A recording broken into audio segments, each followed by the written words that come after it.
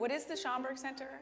To me, it is home. The place where we come to see who we really are, not just somebody else's reflection of who we are. The Schomburg Center is a place of culture, it's a place of history, it's a place of knowledge. The Schomburg Center, to me, is a repository of all of the things that has documented our sense of worth as a people. For me, that means that it is a place of immense power. The Schomburg Center is a public research library and a cultural institution for the study of the Pan-African world. It is perhaps the best in the world. My Schomburg Center is Arturo Alfonso Schomburg. Arturo Schomburg said, Black history and culture and intellect exists at a time when most people didn't believe that. He collected those evidences, and that became the beginning of the collection. And it has expanded and has grown to where it is now a world-class institution. It holds over 10 million items. There's no parallel anywhere that brings to light what we as people of color have done, what we continue to do. Black culture is all of culture. The universals that animate everyone's life happen here for all people. The Schomburg, for me, is one of the center pillars of Harlem. When I started the journey of finding out about Red Rooster and Harlem, the very first place I went to was the Schomburg. Researchers from around the world come and use what we have here. I could not have written just about any of the books that I've written without the Schomburg Center's archives, resources. The Schomburg Center is much more than a library. We encourage lifelong learning and exploration. The Junior Scholars Program is a Saturday program with students from 5th grade to senior year in high school to help them learn about Black history and culture. Learning about my history is important because it teaches me who I am. The Schomburg Junior Scholars Program is going to do nothing but uplift them. So many talented and brilliant people have walked the corridors of this amazing institution over the years. From Octavia Butler to Toni Morrison and James Baldwin, Ella Fitzgerald, Alvin Ailey, and Harry Belafonte, who graced the stage in this room of the American Negro Theater.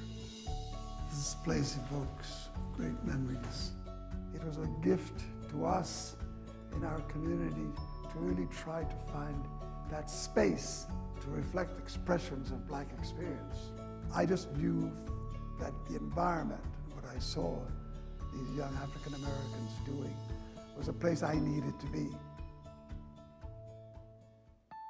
What is my Schomburg Center? I'm standing here at the Cosmogram, which underneath holds the ashes of the poet Langston Hughes. On the evening when this Cosmogram was dedicated, people began to empty out of the auditorium.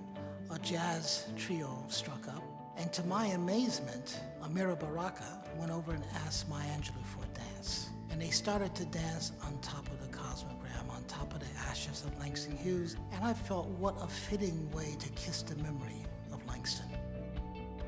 The Schomburg Center is a research institute and a library, but it's so much more than that. There's something going on every day. So many amazing people come here to talk about their creative craft, to share what inspires them. The Schomburg Center's collections help to tell stories even beyond our walls. The Schomburg Center is here in this exhibition at MoMA, One-Way Ticket, Jacob Lawrence's Migration Series. We depend on the resources of the Schomburg to enable us to tell this story. Thinking about the implications of the past on the present is absolutely crucial for understanding the next steps, understanding what we have to do to go forward. We today have the responsibility of making sure that new artists and activists, new scholars and poets know that this place continues to be a resource and a source of inspiration for the work that we must continue to do. The Schomburg Center is knowledge. The Schomburg Center, to me, is education. The Schomburg Center is home, it is family, it is foundational. The Schomburg Center is inspiration. The Schomburg is with me in everything that I do. Community, inside and out. The Schomburg Center is us. The Schomburg Center is you, and we invite each and every one of you to find your Schomburg Center.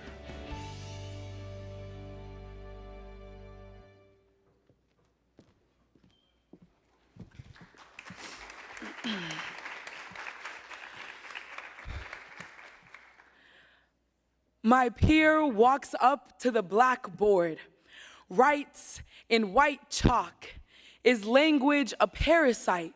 and asks our thoughts. Room steers in the direction of prestige philosophy, but my brain thinks bloodsucker, thinks inhabiting the being of one who did not ask for the invasion, thinks people as sacrifice. My mind fades to blank, fades to white, takes me back to my 4th grade classroom. Teacher who corrected the disobedient words of every student. "That ain't mine's, that isn't mine. Don't speak like that." Takes me back to how teachers was wildin', be telling us to speak a language that eats away at us and kills. Stay making us feel like we don't belong on the only land we've ever called home. Tied our tongues in a knot and demanded compliance.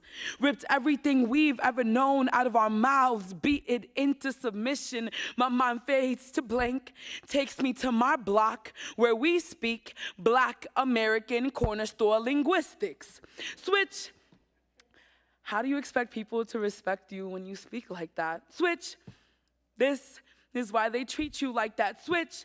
Made it seem like our words buried us in our own graves. My mind fades to blank, takes me to a Dominican hair salon, to the woman who scolded every ill-mannered, comb-breaking coil on my head, held on to her colonizer's language with confused pride, translated pelo malo into nappy-headed, called me both in the same lifetime. My mind fades to blank.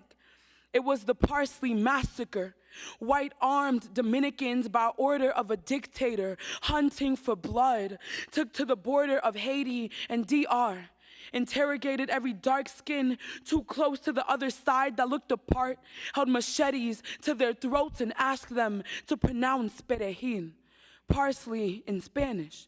Those who could form their mouths in the shape of Spain, rolled their R's like pleas for their lives, were set free. Those whose tongues remained untied were slaughtered. My mind fades to blank. I wish I knew my grandmother. Dark skin, comb breaking too close to the other side. I spent years wondering why she could never claim being Haitian, or call herself negra with her head held up to cover on the other side of the border. Was language a parasite that made her sick? Tied who she was in a knot, planted it in forgotten soil for unsafe keeping, beat her into Dominican.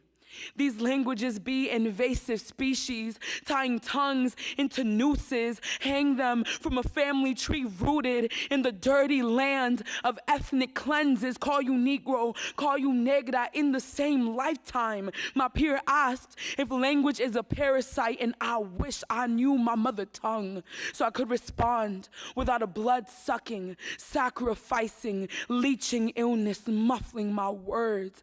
My mind fades to blank. The only languages I can speak are the ones I've been beaten with. Thank you.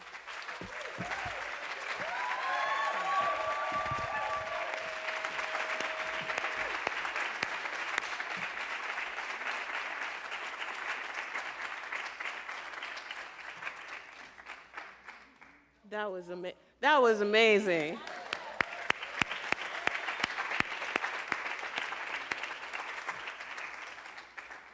Good evening. Come on, y'all. Good evening.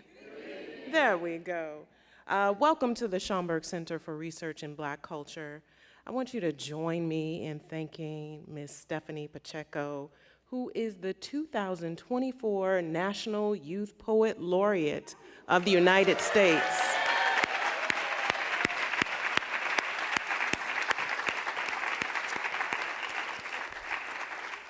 I have also learned that she is an alumni of the Schomburg Center's Junior Scholars Program. If you don't know, I'm about to tell you, the Schomburg Center Junior Scholars Program is a 2+ decades old youth school on Saturday where we invite young people between grades 5 and 12 to get into the archives, to learn what they want to learn, and to question what they need to question. And so it is no surprise then that this young woman has benefited and is now giving back to us. Thank you so much, Stephanie. I'm Joy Bivens, director of the Schomburg Center, and it's my pleasure, thank you all. It's my pleasure to greet those of you who are here in person, as well as those of you who are online for this extraordinary program, The Dimensionality of Being Afro-Latino. I'm especially thrilled to welcome an iconic friend and supporter of the Schomburg Center. You saw her in the video, who is principally responsible for this gathering, Dr. Marta Moreno Vega, who is sitting on the third row there. Thank you for being here. Thank you for approaching us about this program. We're so happy to participate. I'd like to extend my deep gratitude to our partners in this endeavor, the Creative Justice Initiative and the Afro-Latino Forum. And I'd like to thank all of the presenters who will join us this evening for sharing their time and their insights with us. Those are my thank yous because it is always right to begin with gratitude. Now I want to share a few exciting things with you. First, I want to invite you to join us this Saturday, June 15th, for our annual literary festival. This is our 6th annual festival where we gather to celebrate authors from across the African diaspora and to celebrate the joy and freedom of reading. This is our way of marking Juneteenth and honoring reading as an act of resistance and freedom, which is especially relevant at this moment when book banning is a regular occurrence across our nation. So please come out and support the festival, but also please support your local library who continue to make books available for all of us. We will celebrate the freedom to read and the right to read freely. So please join us this Saturday beginning at 11 o'clock. All right, so I got something really, listen, this is almost too much to say. Something very exciting to share with you. Next year, in 2025, the Schomburg Center will celebrate our centennial, marking the vision of our namesake.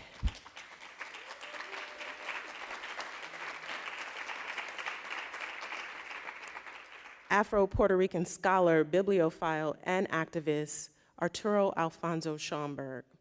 From Mr. Schomburg's personal 10,000 item collection, our archive today holds over 11 million items, showcasing the depth and the richness of the global Black diaspora's histories and cultures.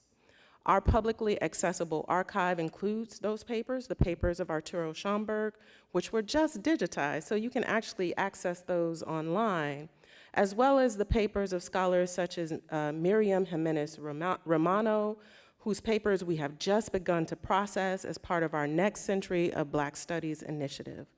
All this to say, Schomburg is still growing and still making visible the intellectual contributions and traditions of people of African descent. And I encourage you to stay tuned for more information about our celebration of 100 years of this work. Now I'm gonna switch gears a little bit. It's a lot, right? Before we begin this evening's program, I do want to ask a few favors of you. Please take this moment to silence all cell phone ringers. Please, no flash photography during this program and no filming here in the auditorium. Tonight's program is live streamed and recorded and will be available for your viewing pleasure on the Schomburg's YouTube channel in the coming days. Now, I have a couple of other things to share with you, and those have to do with 2 books of our guests this evening that can be found in the shop. American Negra by our moderator, Natasha Alford, and The Altar of My Soul by Dr. Marta Moreno Vega. Both of those can be purchased in the shop. And because, we like to do things big here at the Schomburg, we also want to invite the New York City Commissioner of Cultural Affairs, Lori Combo, to welcome us this evening. So please give it up for her, and then we'll go on with the program.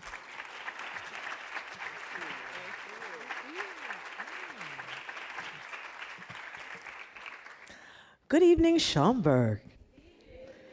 It's always a blessing to be here, and I'm always so excited because this is a space, like many of you, like Stephanie, I also grew up in and was just so excited to know of the history and the culture of Arturo Schaumburg and the extraordinary work that he did to bring this branch to life.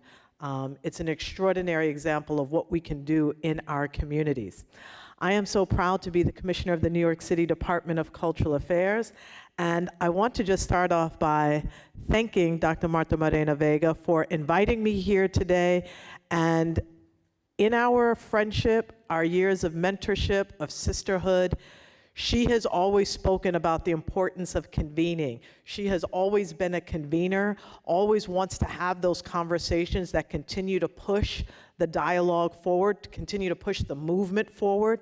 Sometimes these can be challenging conversations, often they are, but that's really the importance of what these spaces are designed for. So I thank you for not doing this on Zoom, for bringing us together in person, because we need to see one another. We need to feel the energy of one another. We need to look in the eyes of one another and to speak our truths and to discuss the really challenging issues of today. So I thank you for always being that convener, no matter how challenging it might be to get us all in a room together, you continue to do that. And I love you for it. Thank you. And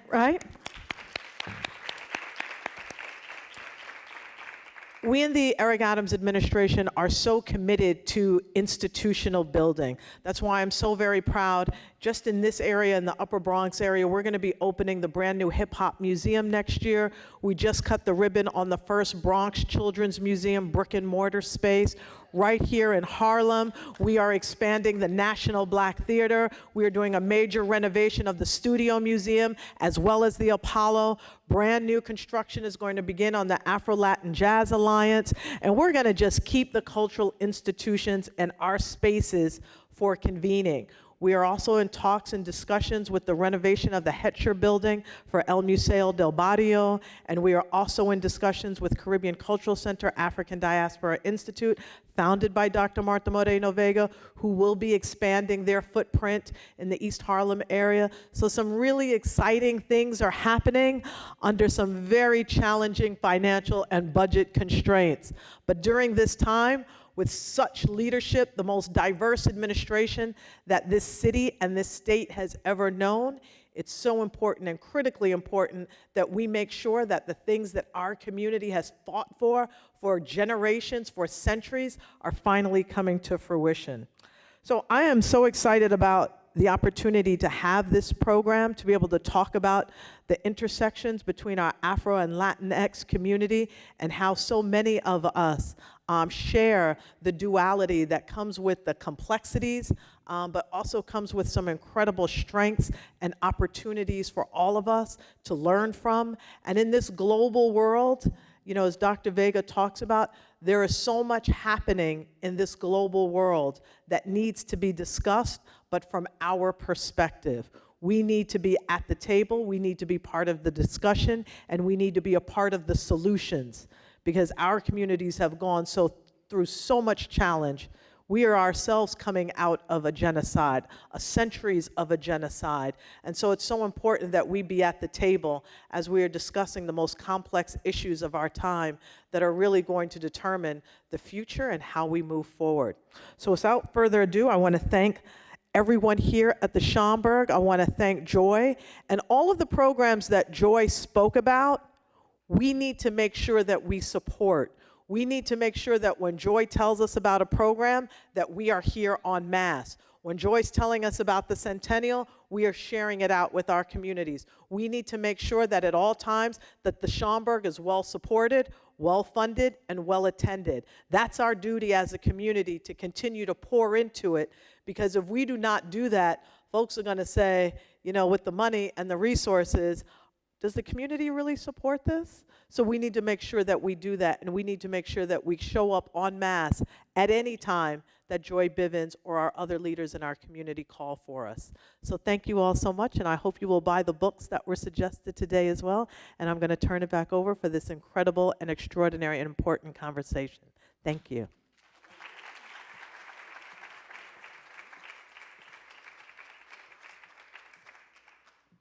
I like to hear my name like that. But thank you so much, Commissioner Combo, for sharing remarks with us this evening. We're going to get this program started. And to introduce our moderator and as well as our panelists, I'm going to bring to the stage Josue Perea, who is the Executive Director of Afro-Latino Forum, to introduce Natasha Alford, who is our moderator this evening. And please enjoy. Thank you very much.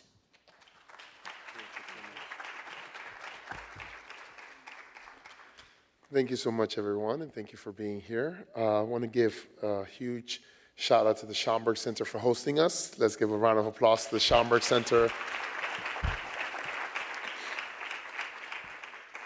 And before we begin, and before I introduce Natasha, I just wanted to say some remarks about our event. But before that, I want to take a moment to remember our ancestors on whose shoulders we stand. For me, ancestors like Miriam Jimenez Roman, Juan Flores, and my own father, Flores Miro Pereira Renteria. These are just a few of the many people who have paved the way for us, and we are eternally grateful for their encouragement and leadership. Who are those ancestors for you? Who are the people on whose shoulder you're standing now? Maybe take a quick moment and remember some. Thank you. Throughout this year, we've partnered with the Creative Justice Initiative for a powerful series, Absolutamente Negro, Negra, Negrex. And these important conversations explored Afro-Latinidades and the issues affecting our community in the ongoing fight for Black liberation. We've learned so much: the necessity of education, of justice-driven laws, the importance of reproductive justice for our community, and how student activism really makes and brings about change. We've delved into the enduring significance of race and ethnicity, particularly within our own Latina communities. We have been in 6 states, held 9 total events. We were in the island of Boriquen, and we have learned a lot. So why are we here? What brings us to this place today? What brings us to the house that Arturo Alfonso Schomburg built? Why now? In order for us to think about that, I'd like us to think about something that Audre Lorde said in a speech that she delivered at Harvard University in 1982. She said, "There is no such thing as a single-issue struggle because we do not live single-issue lives." She continues, she says, "Each of us here is a link in the connection between anti-poor legislation, gay shootings, the burning of synagogues, street harassment, attacks against women, and the resurgent violence against all people." And to echo her words tonight, we are here because many of these same issues and others are still relevant today. We are here with Gaza on our mind, hoping that a ceasefire will allow Palestinian liberation to finally begin. We come thinking about our Afro-Latinx siblings in Haiti, who due to Western neocolonialism and imperialism struggle to be free, the free Black nation that Jean-Jacques Dessalines established them to be.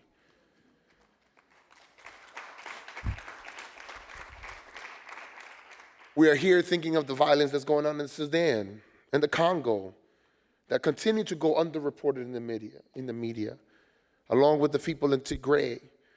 All of our people still suffer. So we are here because we have many things on our minds. We're here because we've seen how promises to diversity are being undercut by the same institutions that promised them. We continue to see the devaluing of Black studies, ethnic studies, the vilification of critical race theory. We are knowing that these attacks on reproductive justice affects our women the most.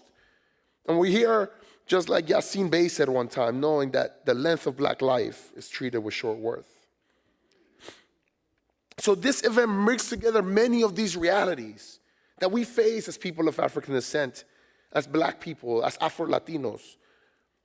But like Audre Lorde said in that same speech, as Black people, we must move against not only those forces that dehumanize us from without, but against those oppressive values which we have been forced to take into in ourselves. And so we engage in this final conversation of this first phase, a conversation that's supposed to look at what is happening all around us, all of these issues that affect us as Black people that we have known since birth. But it is a conversation that we hope will yield strength and beauty and inner resistance. We have to engage in these conversations so we can change the narratives of Latinidad, the narratives around Blackness, and to continue to remember that the revolution doesn't only happen around us, but must begin within us. Together, if we understand this, then we can understand that none of us are free until all of us are free.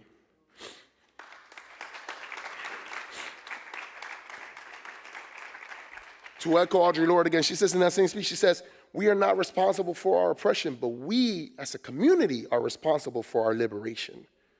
It's not gonna be easy, but we have to learn and use what is useful and work together to bring about our liberation. So today I ask you to keep an open mind, an inquisitive, critical mind, to listen, learn, ask questions, be empowered, and leave here ready to act. Ready to bring about Black liberation in your own communities, in our nation, in our city, but also in our homes and also in ourselves. Because conversations like these encourage us, empower us, and push us to bring forth an Afro future where we can all say, we gonna be all right. Now, let me introduce our wonderful moderator who's gonna be empowering and leading this powerful conversation, Natasha S. Alford. Natasha S. Alford is an award-winning journalist, digital host, and millennial media executive. As Vice President of Digital Content and a senior correspondent at The Griot, she leads a national team in reporting the most critical news and important issues affecting the African-American community. Her work has appeared in the New York Times, The Guardian, Oprah Mag, and she's been a guest contributor on CNN, MSNBC, The Breakfast Club, and SiriusXM. And her book is signed, and you can get it in the bookstore. Let's give it up for Natasha Alford, everyone.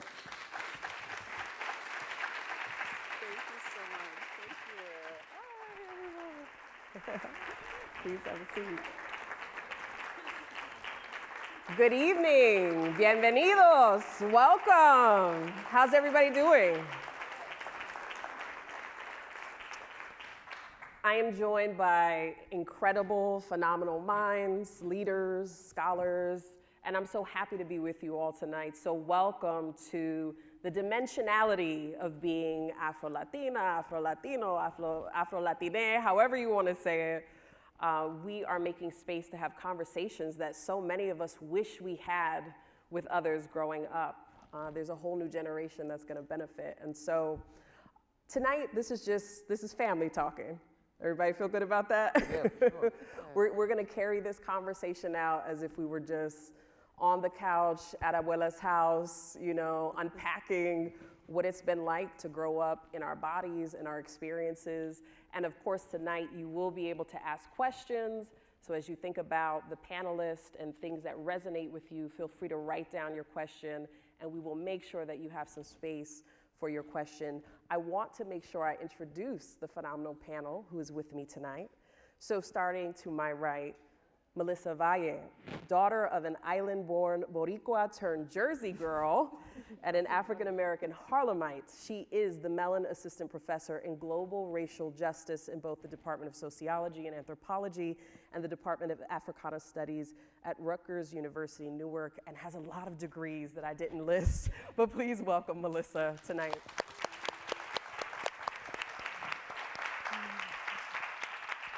To Melissa's left, we have Led Black, a Dominican-American writer, blogger, and filmmaker. He is the founder and editor-in-chief of the Uptown Collective, a hyper-local, which we really need, good local news, daily blog dedicated to the northern Manhattan neighborhoods of Washington Heights. Woo woo, Washington Heights in the building, all right. And Inwood, welcome. And Harlem. Led. And Harlem. And Harlem. Can't forget Harlem. Mariel Acosta, PhD student at CUNY Graduate Center. Thank you for being here. Thank you. Thank you so much. Give it up for Mariel.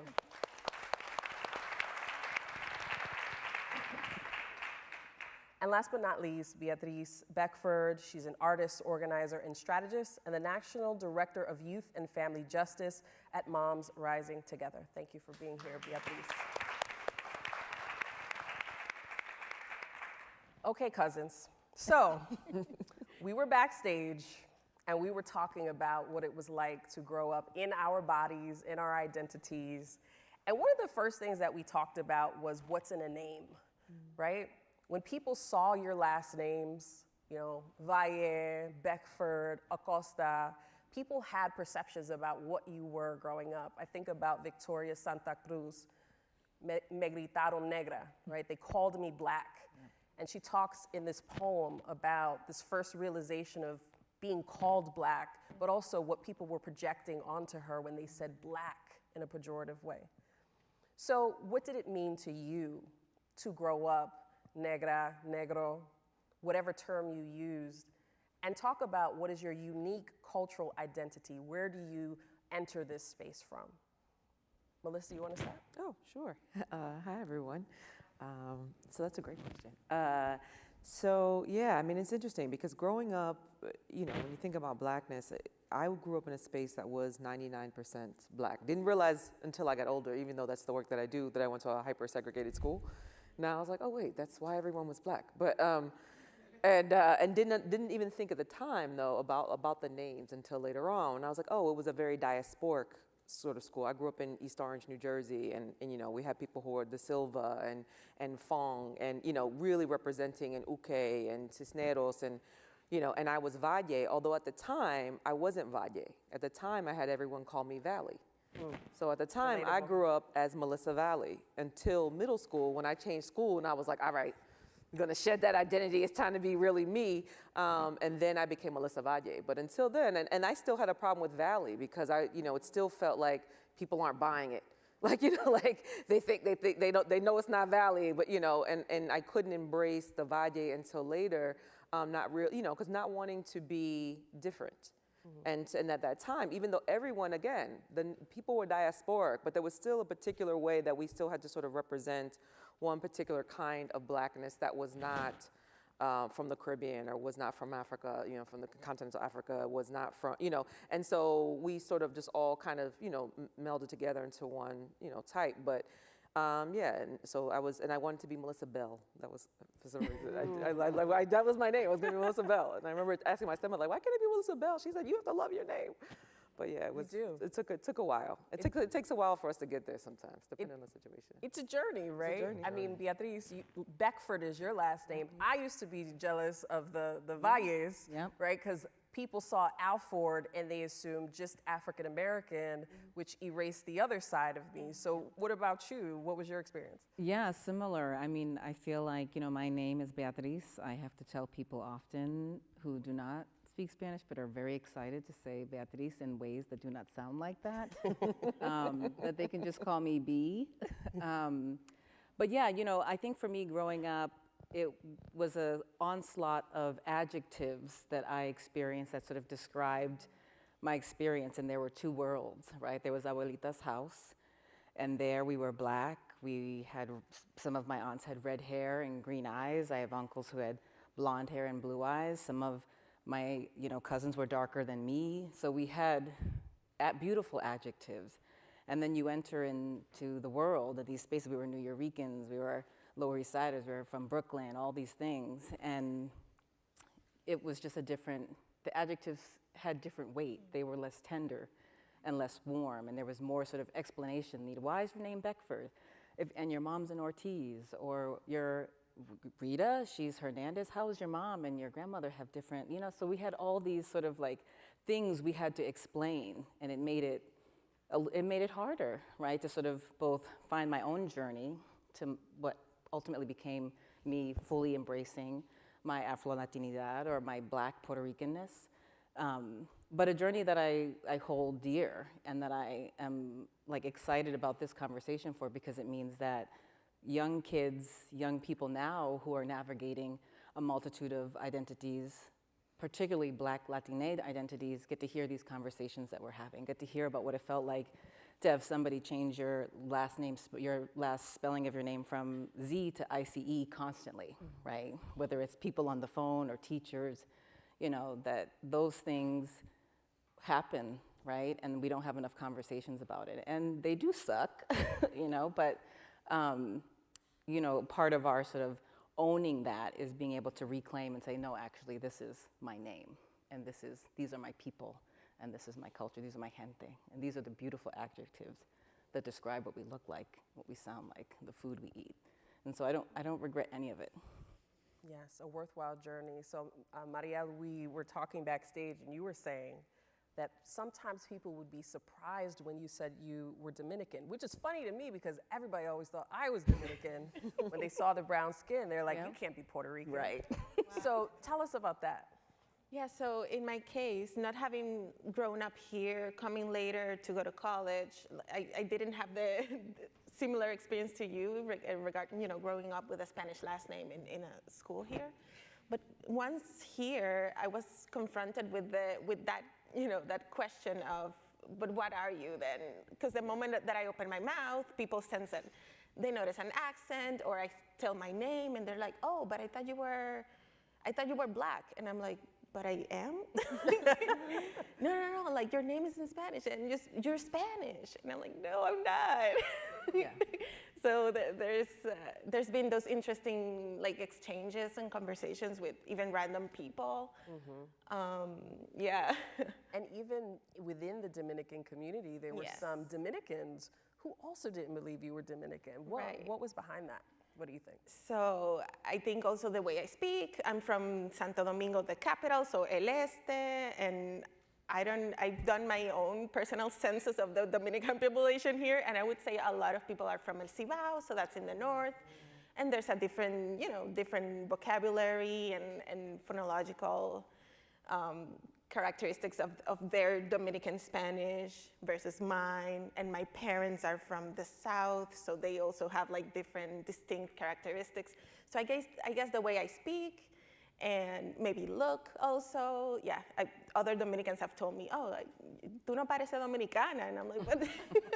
How does a Dominican look like? Do I need to look like a plantain? I don't know.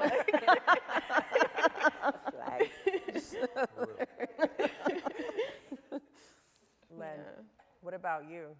Well, first of all, I want to say that if this was Abuela's house, the furniture would have plastic on it. That's right. Facts. So, Facts. It would squeak every yeah, time we it would moved. squeak, you get stuck, you know what I mean? You know.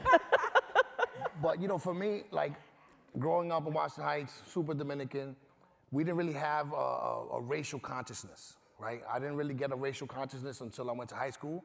I went from being, you know, going to school in 143 Washington Heights to going to Bronx High School of Science, which is an elite public school.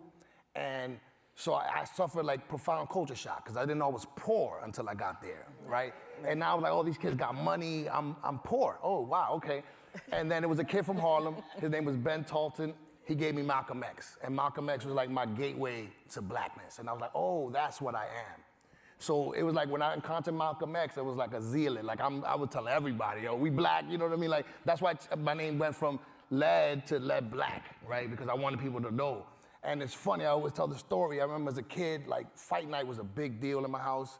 My dad and his friends would come, they would talk ish, drink, you know, being very Dominican men, you know, and I used to love that. But this was my Malcolm X phase, so, you know, I'm not letting stuff slide no more. You know what I mean? So there's a guy there, right? He's, for all intents and purposes, a black man. He's a black man, you know what I mean? 6'4", dark-skinned diesel. And it's so funny, his nickname, because he's so black, is Rubio, which means blondie, right? So we're watching the fight, and then Rubio keeps going, mira ese prieto, look at the black guy. And I'm like, wait a minute, the black guy is like several shades lighter than you, first of all. And I tell him, I said, mi hermano, usted es prieto. I said, no, you're black too. And he goes, yo no soy prieto, yo soy blanco oscuro. He said, I'm not black, I'm dark-skinned white. Is that like a piece of chicken? Yeah, like, that makes no sense. But the cognitive dissonance right there, I was like, oh, that's a real thing. You know, something that, like Du Bois says, the two consciousnesses, that's the same, it's similar, right? It's very similar. So let's talk about what's behind that. I know we got some scholars on stage. This is not by accident. But I think as Afro-Latino has become more mainstream, we're kind of stuck in two conversations. There's the I know black conversation that people just, that they're stuck on thinking that Afro-Latinos just deny their blackness. And then there's the we exist, please see us conversation. Right. Where does it come from, the distancing that we sometimes see? What is that about? And I know that, we're talking about a diaspora, so there are multiple countries with different unique histories, but from your studies and experiences and research, talk a little bit about where the distancing sometimes happens. I just want to say one thing. So there's a painting, a Brazilian painter called The Redemption of Ham, right? And the painting, so you see a black woman holding her grandchild who's much lighter, and her daughter is lighter than her, and the kid is much lighter, and the husband is a white man. And that's the idea of bettering the race, right? And she's going like this. Yeah, she's going like this. So she is working, right? She went from a dark-skinned person, now her grandchild is almost white. And there's like, like it's funny, in America you have the one drop rule, one drop of black blood and you're black. In the Caribbean and Latin America, you have one drop of white blood and you white. You know what I'm saying? Like seriously, I have people that show you, they'll pull out the scroll, look at my white ancestor. Like the one white ancestor they have, they'll pull it out. You know what I'm saying? That mentality is so deeply rooted.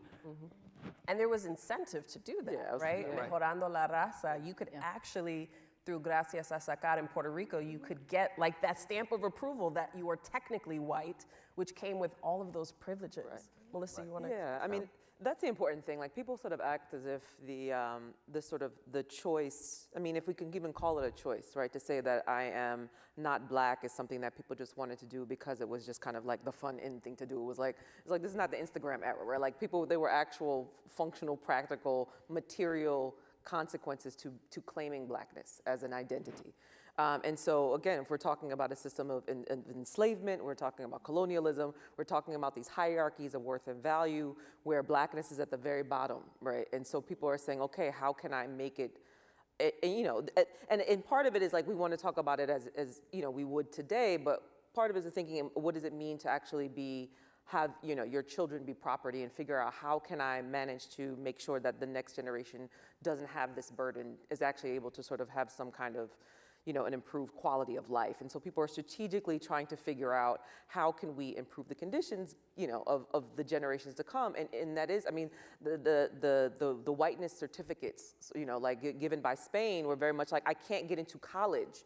My child can't go to school. I can't become a member of the clergy. I can't get, I can't have a lot of legal proceedings happening if I don't actually receive the stamp, that because they're only white people can claim these things. And so, as we're moving through, and then there's some things, again, you're talking about different, depending on the country, you have sort of, again, that association with blackness, particularly like in places like the Dominican Republic, means also a certain sense of imperialism. Well, if the US thinks that this is a black nation, that signifies that they can't govern themselves and that we should go in there and swoop in there and then take over, and so moving through history, it's like, oh, this has more practical implications for the nation to sort of identify as a whiter nation. Now, no, we're not black.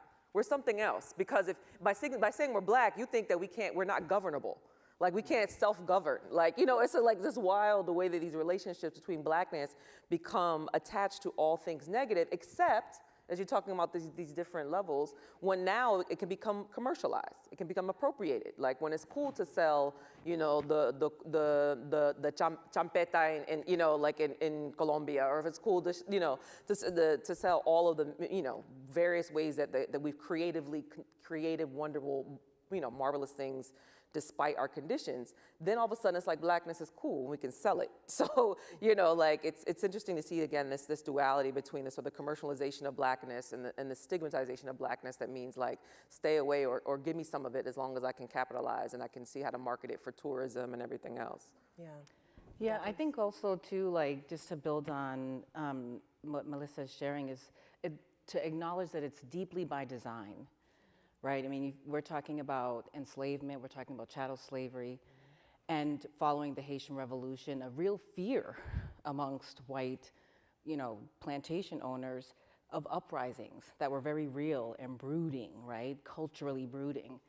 And you have an intentional, it's very well documented in Puerto Rico that there's a clear whitening, an attempt to whiten the island by bringing Scottish and Irish immigrants, right, to the country, which is, you know, part of our history, but deeply by design to bring down the uprisings that people were fearful of, right? And so, you know, I absolutely agree with Melissa on the complexity of holding the multitude of ways that people sort of engage in that whiteness or the whitening for the sake of their own safety, for the generational safety of their children, and also the harms that it brings us, because white supremacy is violence, right? But also that it was systematically designed that way, to be violent, to rob us of culture and connection, to rob us of our lineages, right? And to make us feel as though we are subaltern, right? We are of this subclass with no way of being governed, when none of that is true, right? We know, we see the vibrancy of our people each and every day in the cities, in the towns that we live in and walk, and the contributions that we make as a people. But still, the same systematic design of whitening Latina people is happening today. We see it through political elections. We see it in the ways that people get privileges that maybe look different than Reconstruction and post-Reconstruction.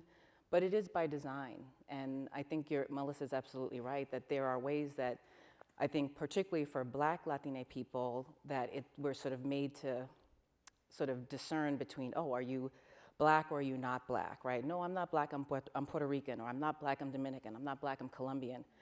When it really is safety, there's a sort of safety mechanism in there that is in opposition to the intentional design that we live every day. So I absolutely agree with Melissa, and I think, you know, we have to also hold that Black communities, whether Latina or otherwise, have engaged in these sort of safety practices to protect ourselves, to protect our children against these systems of design that are rooted in the violence of white supremacy, gratuitous violence against our bodies and our people. Yes. Yeah, I'd like to add to what Beatriz was saying, that also, you know, that same, like, seeking to be to adjacency to whiteness and white supremacy, it's reproduced today in different ways, but it's still practiced because people want certain capital or what you perceive whiteness, white supremacy can give you, or what you can achieve, like, socially or economically.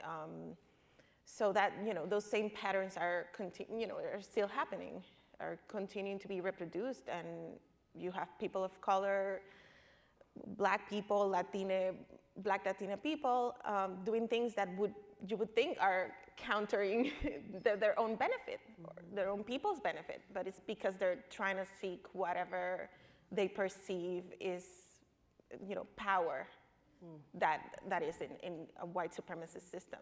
Yeah. But yet it prevents the power, right? It prevents our collective power. The more that we do that, the more, and again, like we're talking about by design, right? So like when looking at sort of the specter of Haiti, which became sort of every, you know, Latin American nation's biggest fear was that it's going to be another Haiti.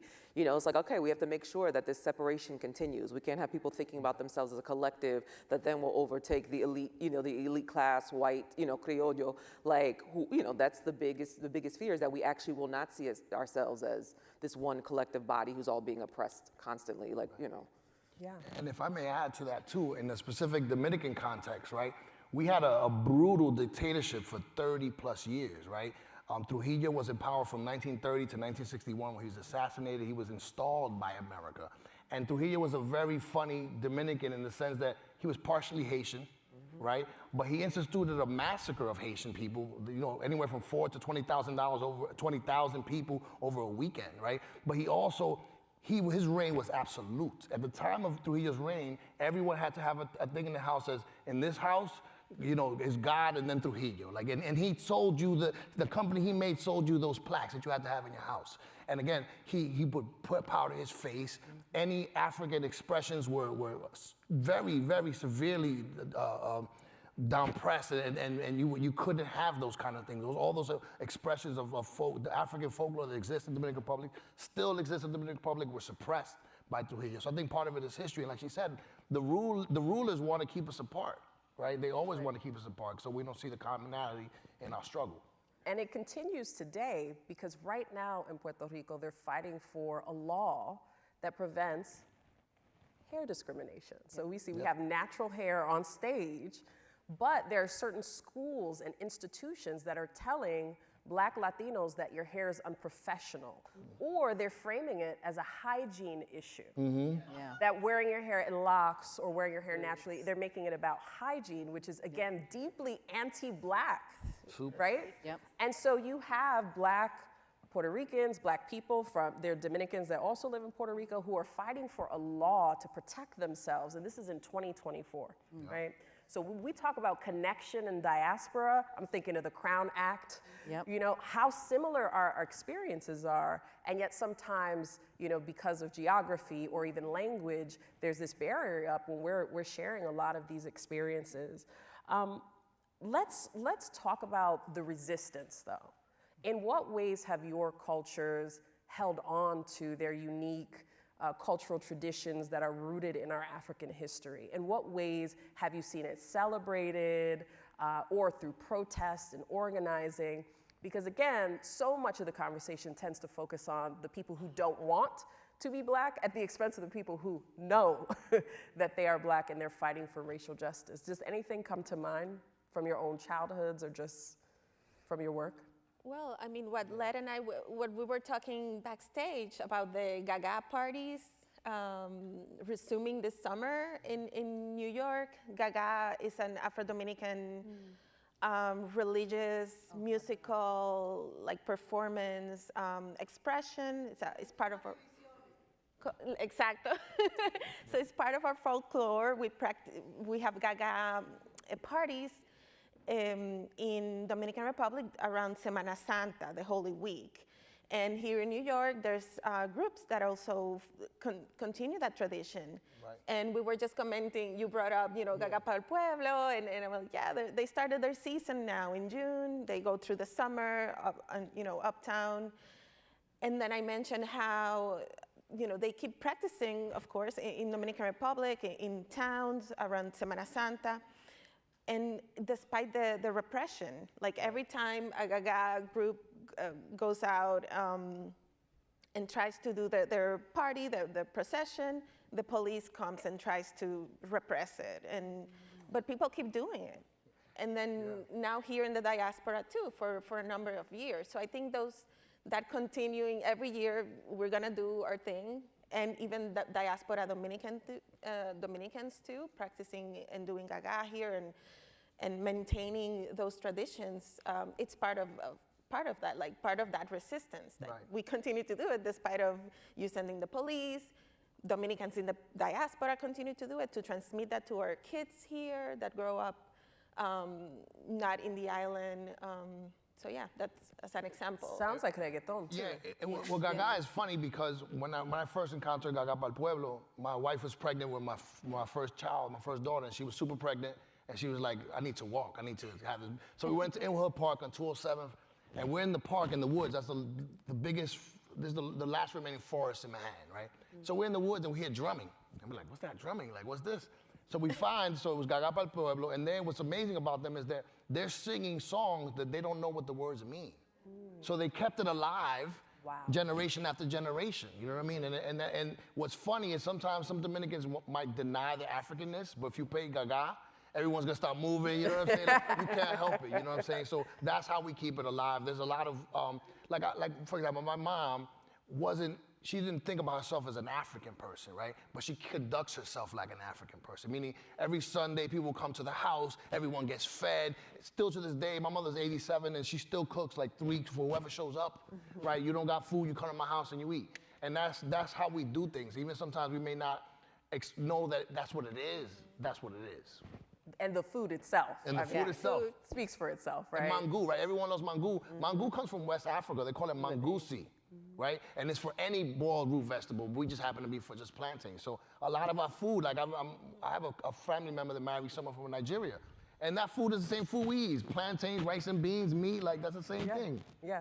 And you know, so that is what makes the erasure of Black Latinos so insidious, because so much of the culture that has been commercialized as Latino really is blackness that gives it that sabor, right? Or the rhythm, so many aspects of Latino culture, they come from that. So let's talk for a second about intersectionality and what role it plays in some of the challenges that Afro-Latino communities face, whether it's race, colorism, gender, socioeconomic status.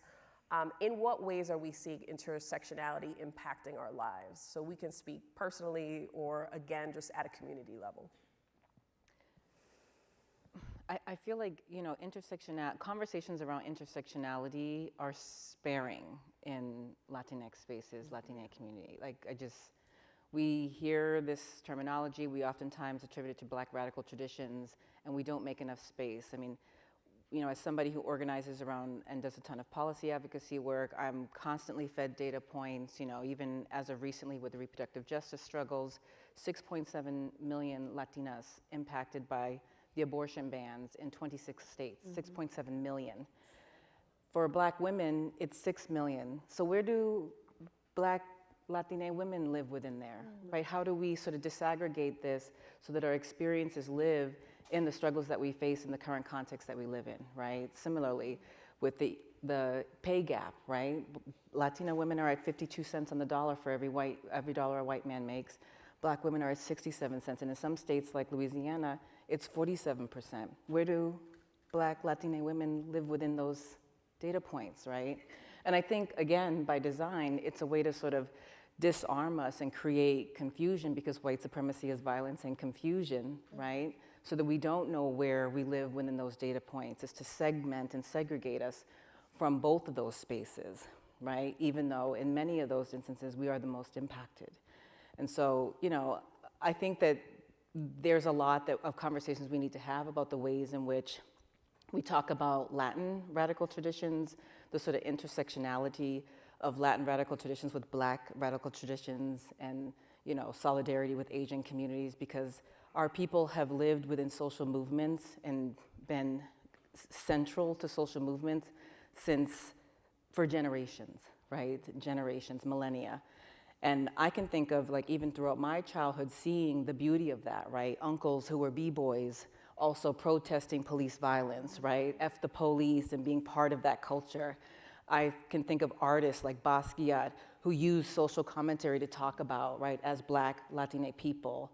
And so I feel like for me, it's sort of innate, right? It's in our blood as Afro-Latinx people, as Black Latina people, to be truth tellers and to be engaging in social movement spaces in a way that create visibility, because we don't talk about intersectionality in Latinx communities, and we have an anti-Blackness problem, right, that leads to rampant misrepresentation of our people, right, but also misrepresentation of our struggles and our contributions.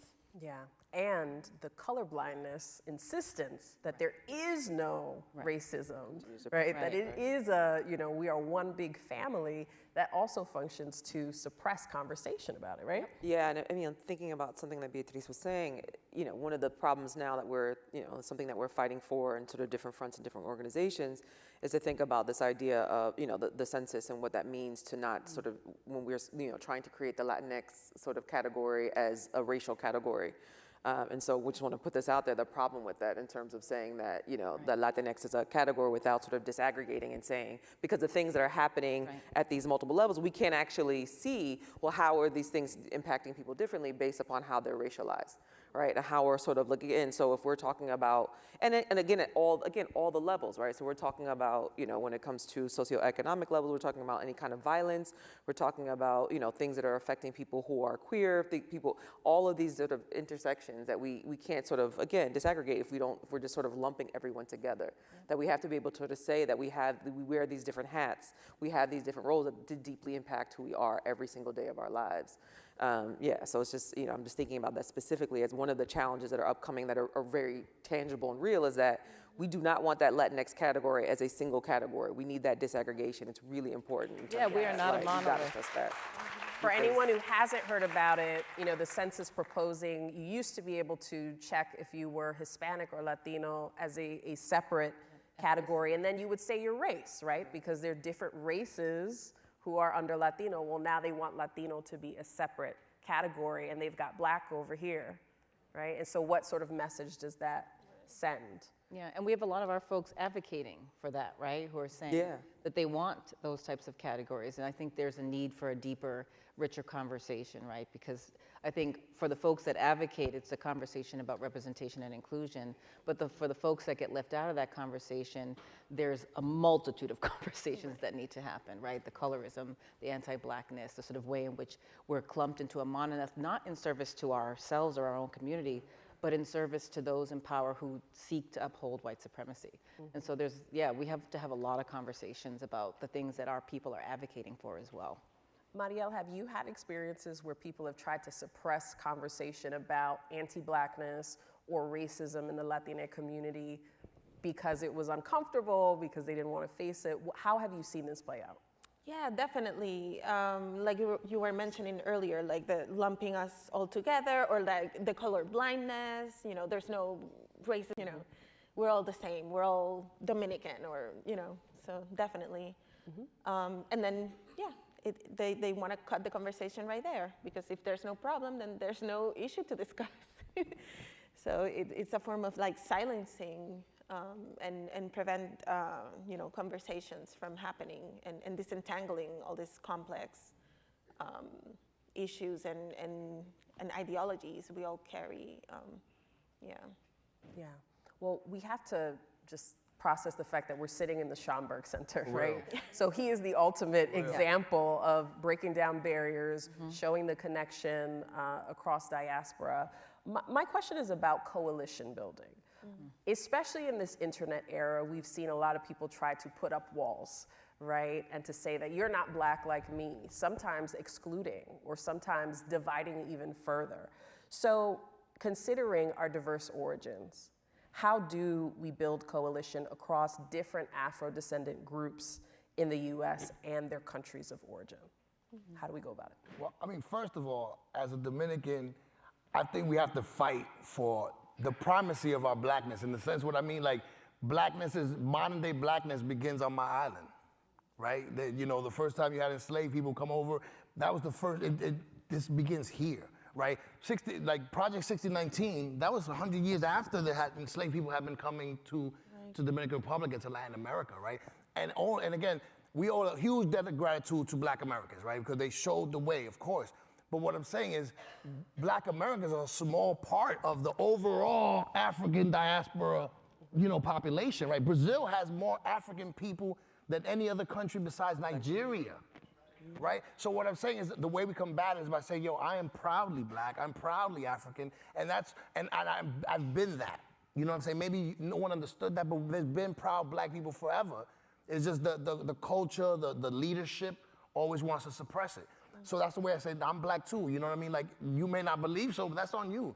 You know what I'm saying? Garvey said, I'm paraphrasing Garvey, but you're Black irrespective of skin color and African irrespective of ethnicity. And I think we need to own that, right? Like, before there was ever an enslaved person coming here, before an African was dragged to America, they were already dragged to Latin America. You know what I'm saying? I think that's by acknowledging that, saying that shows us that we've been through together, right? Like, slavery binds us in a way. We are together. When you hurt, I hurt, right? Just like the Haitian Revolution sparked so much, right? The first Black Republic. Everywhere in Jamaica and in the South, they were talking about the Haitians and Toussaint. And so we got to think of a pan-African consciousness, right? That we need to really look at that. Yeah. Melissa, any thoughts about how we actually build that? Because as Letta's talking, I'm thinking of this study, you know, I was reading this study where it said that when young students in Puerto Rico are reading about history, they're taught, oh, you're Spanish, you're indigenous, and you're African, but the African section is this small compared to the other sections, and it's only about slavery and refers to Black people as just slaves. So these young children right now are only being told that that's your history, that's your only contribution. How do we build, and then also, again, build coalitions? Yeah, I mean, you're touching on something that is going to affect everyone, everywhere. We're talking in the US right now about the problems of sort of the erasure and the sort of rewriting of his history. This revisionist history that makes it so that Black people were only slaves everywhere, and there was nothing prior to that. But also that enslaved history was not rich, right, which it was. You know, because part of it when people say, oh, we were this thing before we were kings and queens, all right, sure, but like, let's also talk about what that process was too, because that had value and that had, you know, we sustained something for hundreds of, you know, years. But thinking about it from a pedagogical sense, right, which means that we need to be, there are people who are sort of setting up curricula and around the diaspora, right? So you have within, thinking specifically of Colombia, where I'm you know, working on now, is that like, yeah, people are instituting sort of saying that there needs to be, you know, African, you know, Afro-descendant history built into the school curricula that expands and extends beyond, you know, that part of the history that talks about it, because this country wants to erase it and act like it didn't happen at all, which is, you know, so this is not something that's just specific to Latin America. This is happening in the United States as well. And so we need to figure out how to collectively recognize that we are, you know, that we have a linked fate, you know, like that we are, you know, you're talking about this like Pan-African history, which was something that we have moved away from. Like, you know, the folks that were around in the 60s, and y'all talk about that all the time, right? There was a moment when Pan-African was the move, right? Like when Pan-African was like sort of the way to look at the world, understand that there was a third world movement happening, that there was, you know, people were thinking about the global South and thinking about the way that, you know, that the European powers were collectively having their, you know, proverbial, you know, boots on everyone's neck. And so to sort of recognize that that's still happening right now, that that's happened historically, so to think about it from, you know, how to sort of institute, you know, the educational component for young people, because, you know, they say this, and this is a quote that, you know, some people say may have not happened, but the idea that you know, in Israel, they like to say that the old will die and the young, you know, the young will forget and the old will die, you know, this idea that, you know, if you don't actually sort of instill this history, people act like you never existed, which is what we see, you know, and that was some of the things that I'm always sort of surprised at when I was in Palestine, you know, in 2015, was looking at this erasure. And the first thing I thought was like, wow, they can erase you and act like you were never here. And now we're seeing right now, as we're talking about these curricula in the South, and they're talking about involuntary, what are they talking about in the Texas, like, you know, school books, like the textbooks, like involuntary, transnational, something, I'm like, slavery? Like, what are y'all talking about? Like, is that the word y'all don't want to say? Like, what are we talking about? And so you realize, like, wow, that the power, and you know, I've been thinking a lot about this, the way that the right has been working diligently, quietly, just collectively building in a way so that all of a sudden you're like, wait, how did you pass that through the school board? Oh, because they've been collectively organizing. Like, and just making sure that now the whole school board looks like them and represents their ideas. And now all of a sudden, you know, like, I just read something today that they're gonna ban a book on book bans in Florida. Like, what? They say because it causes too much, it's stirring up too much sort of revolutionary sort of ideas. It's very dystopian, Melissa. It's very dystopian, and it's like, okay, we have to figure out. I mean, we gotta look at their strategies. Like, they are very, very good at this. Like, look at what they do. Like, they are not playing. They're here to win, and they are willing to be patient. They're willing to sort of chip away, and it's like, okay, we might have to move a little bit more stealthily and collectively, and just you know, figure out how to change institution building, right? Because Pierce and I were talking about it backstage about Project 2025, right? Yeah. That they're giving you the blueprint for our oppression. Like, here it is. This is what it is. Yeah. And a huge part of Project 2025 is media. So they definitely want to defund PBS, right? They want to say that basically, you know, executive branches of government don't have an obligation to have pressers and share information. Let's talk about the media for a second. We can speak personally, so I want you to each speak about this personally, growing up Afro-Latina, and how the media impacted your self-perception and perception of your community. And then we can talk about it, you know, from a coalition building perspective, because Marcus Garvey had Negro World, and there was a Spanish language column written by an Afro-Latino in Negro World. So they were breaking down those barriers. But what role has the media played in your experience as an Afro-Latina person? I think about like my childhood. Part of even how I learned Spanish, aside from Abuela not speaking English, was like Sundays with her feeding a million parakeets and cleaning, and like both spiritually and like almost incestuously the house, and Sábado Gigante on the television. And you know, I loved Sábado Gigante. Like, I rocked with Sábado Gigante as a kid. And some of it I understood, some of it I didn't understand, but I never saw anybody that looked like me. Yeah. I didn't even see people who looked like people in my family on Sábado Gigante, you know? And I think with a lot of the sort of Spanish media that I was exposed to as a kid, I didn't see people that looked like me. And I honestly didn't start to see, you know, Black, Latina people until I was well into my adulthood.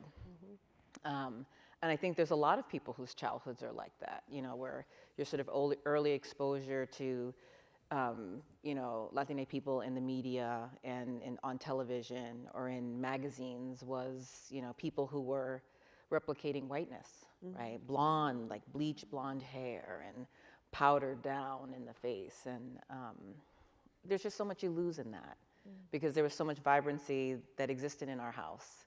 That existed. My grandmother did not look like that, you know, and she was my world. And I wish that there was. I wish that I could have seen that. I mean, we get to see it now, right? The children get so much, although, yes, the book bans, right? And so many other ways that our sort of culture gets stymied and targeted through what is very clear attempts to both, like, deny us educational opportunities, but not just education broadly, culturally responsive, like culturally appropriate. Our stories told through literature, through the canon of literature, through artists, through children's TV shows, you know?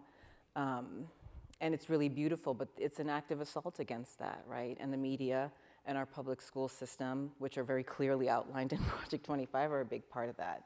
And so, yeah, I have fond memories of it being part of our household, the sort of sounds and the scents and the things that I remember, but also feeling that there was something about me that was missing in it. Mariel, what was your experience? So, well, growing up in DR, it was similar to Beatriz because we also consumed a lot of Sábado Gigante and the same, like, not really, you know, not much representation there. But also the telenovelas. I would sneak when I was little and watch telenovelas because my mom didn't let me, but what do we see in telenovelas? We see white Latinas. Yeah. And the same story of the poor that marries that is interested in the rich guy, Maria la del Barrio or whatever. Like they would, to make her look poor, they would put like, you know, paint or whatever to make her look darker or dirty. But that's it. Like there was no, and then of course the problematic representation in telenovelas were the indigenous people or how they would mock them. But then no Afro-Latinos were ever in that I remember, you know, growing up in the 90s. So there's that, and well, I also, you know, at some points we had cable, so I used to consume a lot of American television, and I remember watching a lot of shows. Kids shows like Saved by the Bell and, you know, watching MTV. And of course, it's probably something you guys watched also growing up. And there, I wouldn't even be aware that there's Afro-Latina people in the United States because I did not see it there when I consumed American television whenever we had cable in DR. Right. So even the representation of Blackness in American media is very limited and doesn't capture our diversity. I mean, Led, you're a blogger and a writer. You're creating media. So what do you see as the solution here in the 2024s and going forward? I think the solution, well, they call it programming for a reason, right? And I think a lot of times when you saw, you know, Spanish language TV, it was just, it was just white people. Like they were just very, very white. So you didn't see yourself at all. So, you know, the way you combat that is by putting yourself in it. You know, I approach everything with a sense of ownership. Like, this is mine. I'm gonna push my agenda at all times, right? Because that's what you have to do. It has to be intentional, and you have to say this, I'm here, and I'm gonna, at any chance I get, I'm gonna stand on who I am and stand up for who we are. How many minutes do we have? Because we do have time for questions. I just want to make sure we're on track. Who's my person tracking? I'm sorry, I just came from the hospital and I have a really urgent question. Okay. Does anybody want to give her the mic or?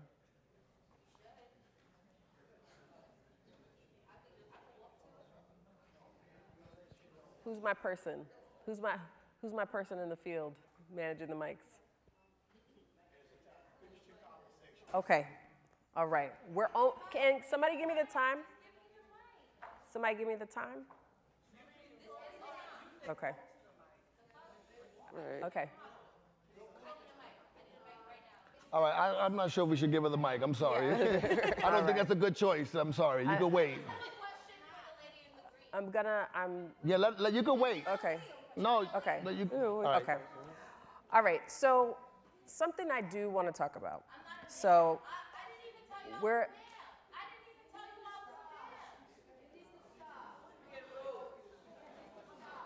I don't know who's managing. Right, who's?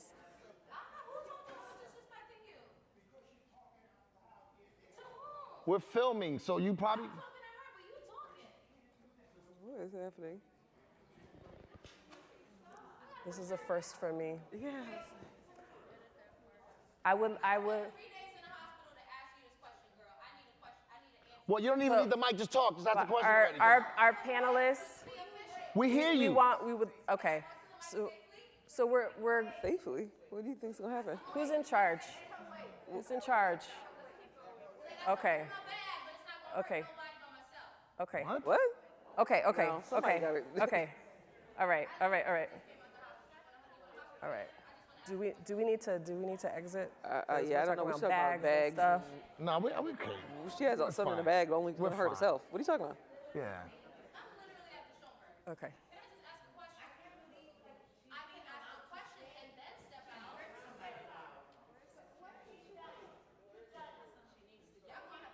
Yeah. So ask the question. No. Ask the question. Ask the question. Yeah.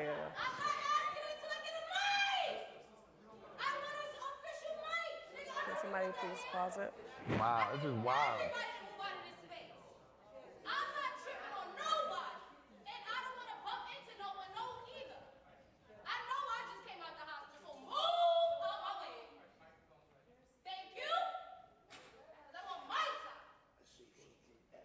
Can they turn the mic on?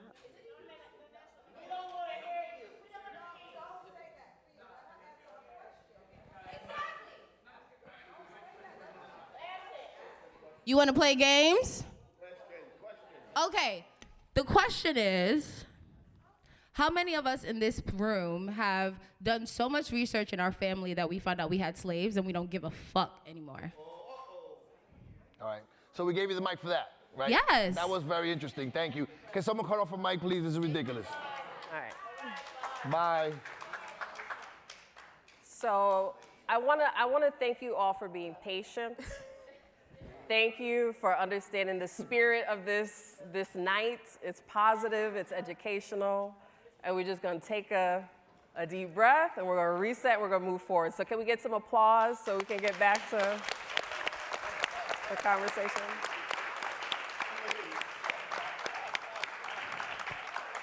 I appreciate you all exercising community patience so that way we could handle that properly. All right, so we talked about a lot of things. We talked about media, we talked about our personal experience, we talked about building coalition, which is hard sometimes, right? Slavery, Community. right, slavery. As we see. We're gonna move on from slavery. We don't wanna talk about that. I wanna go bigger than the United States or even just our individual countries. We know that there are a lot of college and university students around the nation who've been raising their voices and taking action to voice disagreement with US foreign policy as it relates to the Israel-Palestinian conflict in Gaza. And I wanna ask about what it means to be, quote, at the edge of each other's battles. That's a phrase that Centro, the Center for Puerto Rican Studies, has used. What does it mean to be in solidarity with others? Why is it something that we think is actually touching so many young people? And what does it mean for our individual countries and islands? I know in Puerto Rico, there's lots of conversation about colonialism and people coming in, buying up houses and doing Airbnb, so that a lot of the people who lived on the island forever, they can't even afford to live in their neighborhoods anymore, right? So this is transnational when we talk about these connections. If you could just reflect reflect on bigger than us, bigger than our individual islands and homes? I mean, all of us oppressed people, you know, are experiencing the oppression in different ways, and what's happening to them in Palestine is going to happen, can happen to us, or it has already happened to us. Right. You know, the police, IDF trains with NYPD and vice versa, and you know, it's also it reminds me of what you were talking about, Melissa, or of people in the 60s having that Pan-Africanist philosophy in praxis very present. And today, you know, not only we should invoke that again, but also internationalism. I should care what's happening over there. Mm-hmm. And not only because it may, you know, or it already affects us, or it will affect us, but because we care, we should care. Right. We share the planet. It's not only a human rights, situation that's happening. There is ecocide. It's a lot of different things that, you know, that stem also from colonialism, neocolonialism, and the same actors all the time, like the same empires. Right. So yeah. So solidarity is like the only way forward, right? If you look at what's happening in Gaza right now is what's coming here, right? If you look at, there's a cop city being built in Atlanta and one in Queens. And right? in Yonkers. And, you know what I mean? Right So the forces are coalescing. We should be doing the same. Thank you. Mm-hmm. I feel like, you know, I hear so many I've been an organizer and leading campaigns for over 20 years now. I'm not that old, y'all, but over 20 years. And New York was my first political home, right? I'm talking Malcolm X grassroots movement, Cop Watch, you know, Black and brown organizers. I'm talking Puerto Rican nationalist youth being, you know, developed by some of those young people organizing all over the city around our political prisoners. And I think what the conflict, what the genocide in Palestine brings me to is that solidarity is not enough. That we have to be organizing, that we have to take the risks to have the important conversations, because that's how coalitions are built.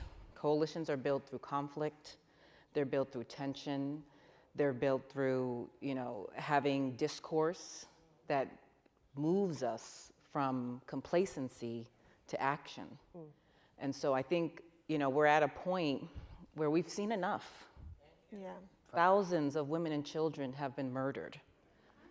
And this is no longer about hostages. This is about genociding an entire people. And so if we really want to build the type of global coalition, right, global struggle that resists oppression, that fights imperialism, that smashes colonialism, and dismantles this toxic racial caste system, this racial capitalism that we live in, we have to organize.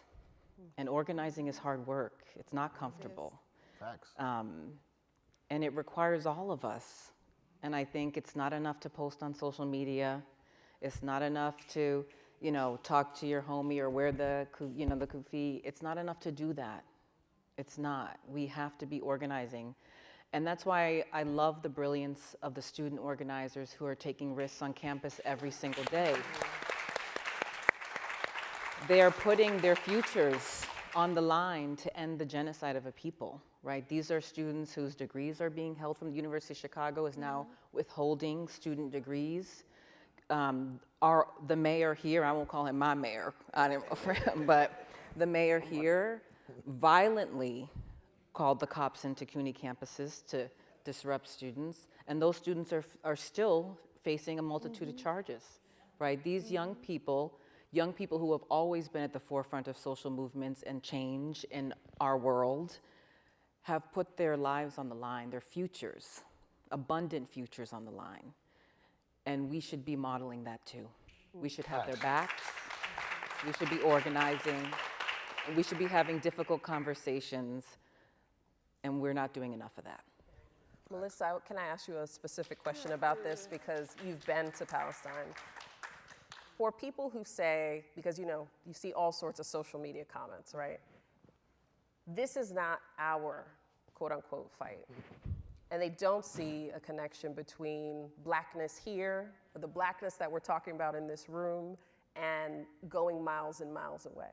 What do you say as somebody who's been there? Oof. I'd just say, just start off by saying, it's just gets me a little emotional. It's a hard time.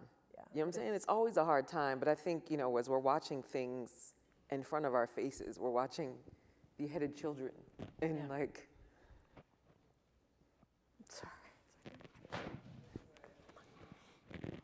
and we're paying for it. We're paying for it. We're financing this.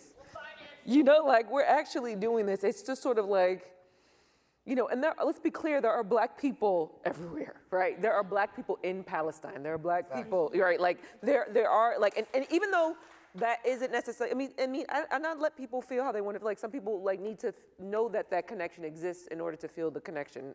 And as them, some of us are saying on a human level, but if we're thinking diasporic, there are black people in Palestine. There are black people specifically in Gaza. There's a long history there in terms of the Afro-Palestinian community. But there's a way that right now people are saying that the colonized people are seeing themselves in Palestinians right now, all colonized people. Right, and we're all colonized people that are watching and saying, you're saying, it's happening to them, it could happen to us, it has happened to us, it's going to keep happening to us, that the police, the sort of surveillance mechanisms, the policing, the murder, the genocide, that these things are just sort of a matter of time. And that, that during, that there were moments during Ferguson when, for example, when the uprising where Palestinian, were through social media, were sending listen, when you're getting tear gas, this is what you do.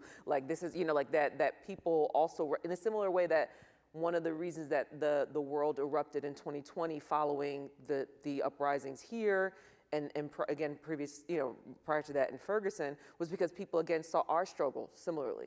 They see the struggle that looking at African Americans and people of African descent in this country struggle, they recognize, us as colonized sort of people, in their spaces as well. And they're and all of a sudden you're seeing the roads must fall sort of thing, sort of protests in South Africa happening at the same time in the educational institutions.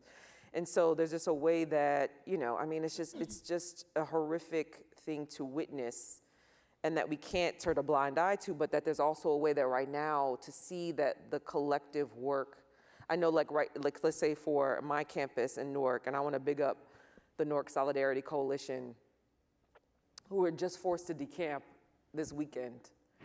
And it was a sort of in this, but the Newark Solidarity Coalition was a group of people who are coming from the city of Newark, so Newark residents working on issues around water.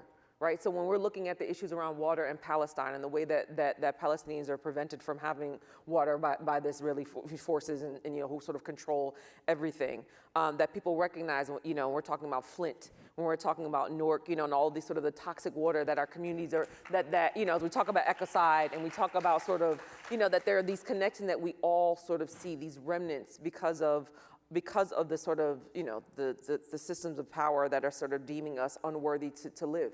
Right, that we don't deserve to be here, none of us. And so they're going to keep sort of fighting, against us. And I'm just, marveling at the way that people are pushing back. And like I said, in Newark, the reason that they were refusing to decamp was sort of saying that we have particular, sort of goals that are about boycott, divesting, and sanctions, which is, again, as we talk about real practical things that we all need to be doing in terms of really moving things over, is pushing forward the BDS movement.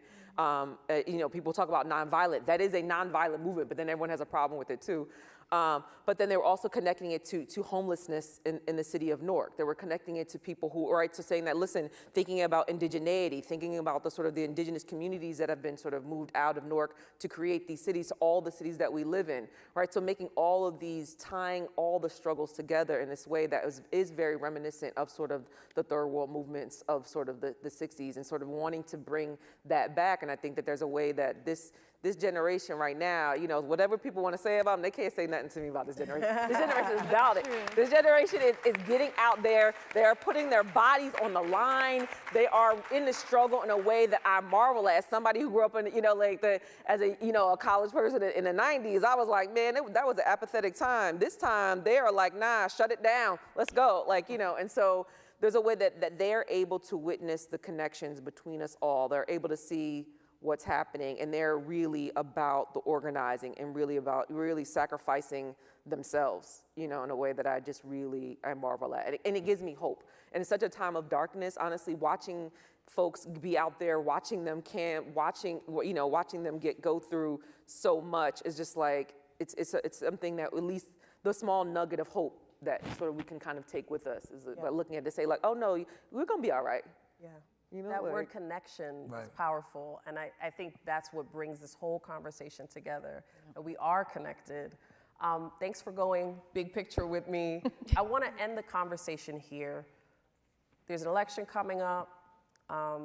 Many of us are parents. I think all of us are parents. What is our hope for the Afro-Latino communities? Because there are many of us. What is your hope for Afro-Latinos for the next generation to come? We've witnessed a lot of change. As you said, we've been on all these journeys to find ourselves, to find our community, to fight for racial justice. What do you hope for our next generation? Well, first of all, I want to say that Biden versus Trump says that this democracy is in deep decline. Seriously. Right? Because I get Trump is horrible, and he is. But Biden is not someone that's good either. And let's be honest, right? And what was told to us, he was a good, caring man. He just loved us and his kids, and but when you look at it, he was a segregationist. It's true, right? He still refers to abortion as that bodily autonomy thing, right? And it's not a joke, right? Because abortion might be, if Trump comes to power, abortion might be federally illegal in this country, right? So I hate to go back to, but I think what the struggle in Palestine has shown us is how far the system will go to enforce its rule, right? Because it's not just that they're bombing Palestinians, they're actually starving them. They can't go to fish in the water, right? So it shows you how much control the system has of all of us. So I think what that provides is a way, like, I don't want allies, I want accomplices, right? And we need new narratives, and the system that's currently in place does not work. But with that said, like, that's a hard argument to make in an election year, right? That if I vote for Biden, I'm not voting for Biden, I'm voting for democracy. But that's an intellectual argument to make. And we have to be honest, there's a well-funded campaign to get Latinos to be right-wing, right? Trump was here 3 weeks ago, and while some people were, there was a lot of local people there supporting Trump. There's a lot of men in our community that support Trump. Yes. And when we lie to ourselves and pretend it's not there, we're gonna get another Trump victory, right? So we need to create narratives and plan, because they are planning. They are. Thank you, Let. Mariel, your wish for Afro-Latinos in the next generation? I wish to have more spaces and forums like this for the generations that are coming up to have these spaces, to have these discussions, for them to continue organizing and holding it down. Like Melissa was saying, like, this is Gen Z doing this, campus activism. And among them, I visited, actually, because I'm a CUNY student, I visited the CUNY encampment. I went in solidarity to Colombia outside because I'm not affiliated with the university. So there were a lot of Latinos and Afro-Latinos. I spoke with other Dominicans outside of Columbia University and had these conversations and related it to our own, background in DR and our activism here. And I think this is what, people that are coming up now, children, teenagers, the younger generation need to see these conversations, this solidarity, because we're all part of this, and we all have to have we all have to take action in any way we can to tackle all of these issues that are affecting us, whether, internationally or locally now with the elections coming up. So more importantly, I want more of this, more spaces to have this, more forums to have these important conversations, and for children to see, us, to see this representation. You made me think, as Afro-Latinos, we have a lot to be proud of. Yep. We have 4 fathers and 4 mothers. We're in the, a building named after one. Yep. And I'm thinking of the Young Lords and the fact that a large percentage of the Young Lords were African Americans. Yep. Yeah. Not Black Latinos, right? So that shows that solidarity is possible and that we can make a difference together. Beatriz, your hope for the future, to end on a positive note. My hope would be that this kind of young generation of Afro-Latina and just like young Black Latina people see themselves as the adjacent possible, right, to the worlds that we deserve, that are abundant with people who look like us, our stories, the contributions that we've made, that see solidarity in other communities who are facing similar struggles and move in concert with each other to incite change, that we have more spaces that host conversations like these so that we can continue to build the vibrancy of our community, because these conversations are desperately needed, and that we make a multitude of spaces to celebrate ourselves, because we deserve that and we need that, right? We need joy in our Afro-Latina spaces. We need joy and abundance in our Black spaces. And that's how we win. That's how we push against, the struggles that we face. It's beautiful. Can I say one thing real quick? Of course. That's what I think makes us special, that we're African, we're Black and Latino. So we're a natural bridge between the two communities, right? And if you get Black Americans and Latinos together with some progressive whites, we can change this country overnight. We just have to imagine new possibilities and create new narratives, like we're doing today. A new rainbow coalition. New rainbow coalition. Without Jesse, though. All right, Melissa. Bless us with a final dream. Oh, so much pressure. I know. How do you go from the Jesse? I was going to say something similar to what Beatriz said, which was like thinking about joy, right? That you said that right now, Black joy is revolutionary. Yes. Right, like we are, the struggle has been real for so long, and I think when I think about my son, whose name is Malcolm, and one of the things that things have improved when it comes to AfroLatinidad, right? Like that there was a time, not that long ago when I first started doing research, started seeing like the idea that people literally did not know that people were Black and Latinx, like that was a thing that could coexist in the same body, that you didn't have to be somebody who was like myself, who was Puerto Rican and African American, that they thought that was the only way you could have, as opposed to being like, no, there are people who have no visibly sort of like, white people in their family who are of Afro-descendant from these spaces that's what they are. And so that there has been movement, and so that there has been improvement in that we continue on this idea of always forward, never backwards, right? That we're progressing, that we're feeling, that we're feeling more confident about what we can accomplish, that our children are feeling like, I would like them to have to struggle less. You know what I'm saying? Like, that's how I want to get to where we're like, that our whole life is not about struggle. And part of it feels like that is what connects us, is this history, but and the struggle, but that they hopefully can just sit in moments of joy and peace and not have to struggle so much. But that if they are, if the struggle calls and if the call comes, you got to take it, right? Like that they will too be out there ready to make some change. But that they find moments of just peace and serenity, and that they can just feel, just happy. Yeah, it's a beautiful blueprint that we have been given. Thank you, everyone. Such a beautiful conversation. So, you've been an amazing audience. Did this conversation feed your soul in a certain way? Were there parts that connected with you? That's amazing. I'm gonna take the risk and take a few questions, but I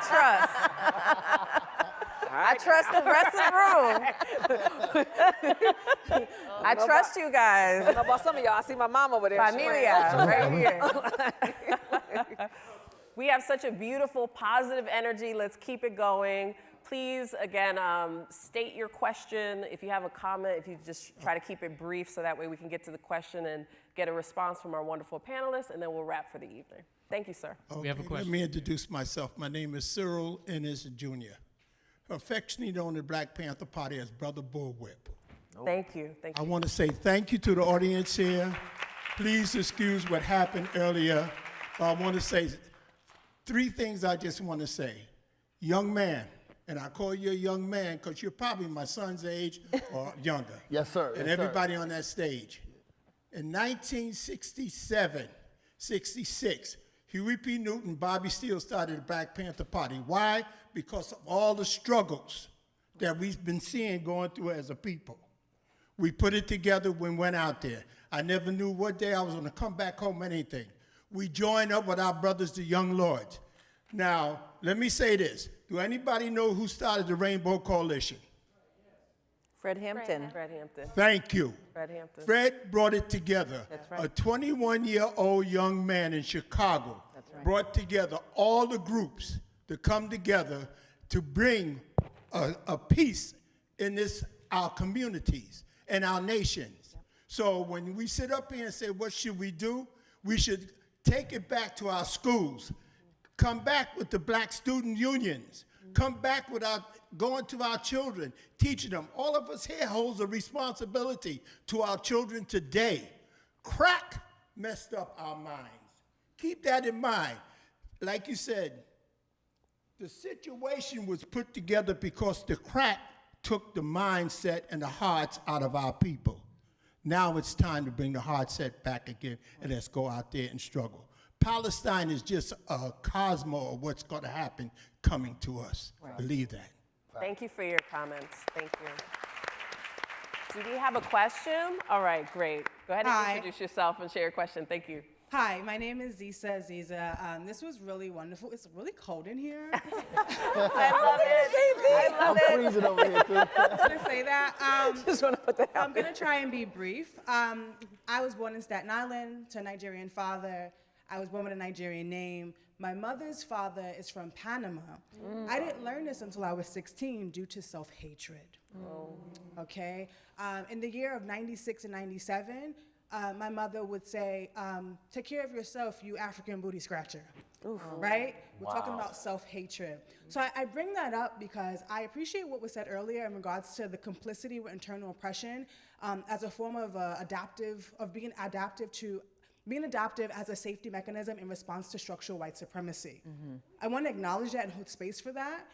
But in addition to that is how do we internalize these things and then we become the slave master. Right. And I think in regards to joy, and please help me understand if I'm correct, I think joy requires a reckoning with one's shadow, with the ways in which we have seasoned the white supremacy and call it culture, and we wear dysfunction with pride, right? Like, how do we ground this joy that we're talking about? Because it really sounds like a rebranding of hope in the Obama campaign, personally speaking. Okay. Thank you. All right. Question about joy. Thank you so much. Yeah.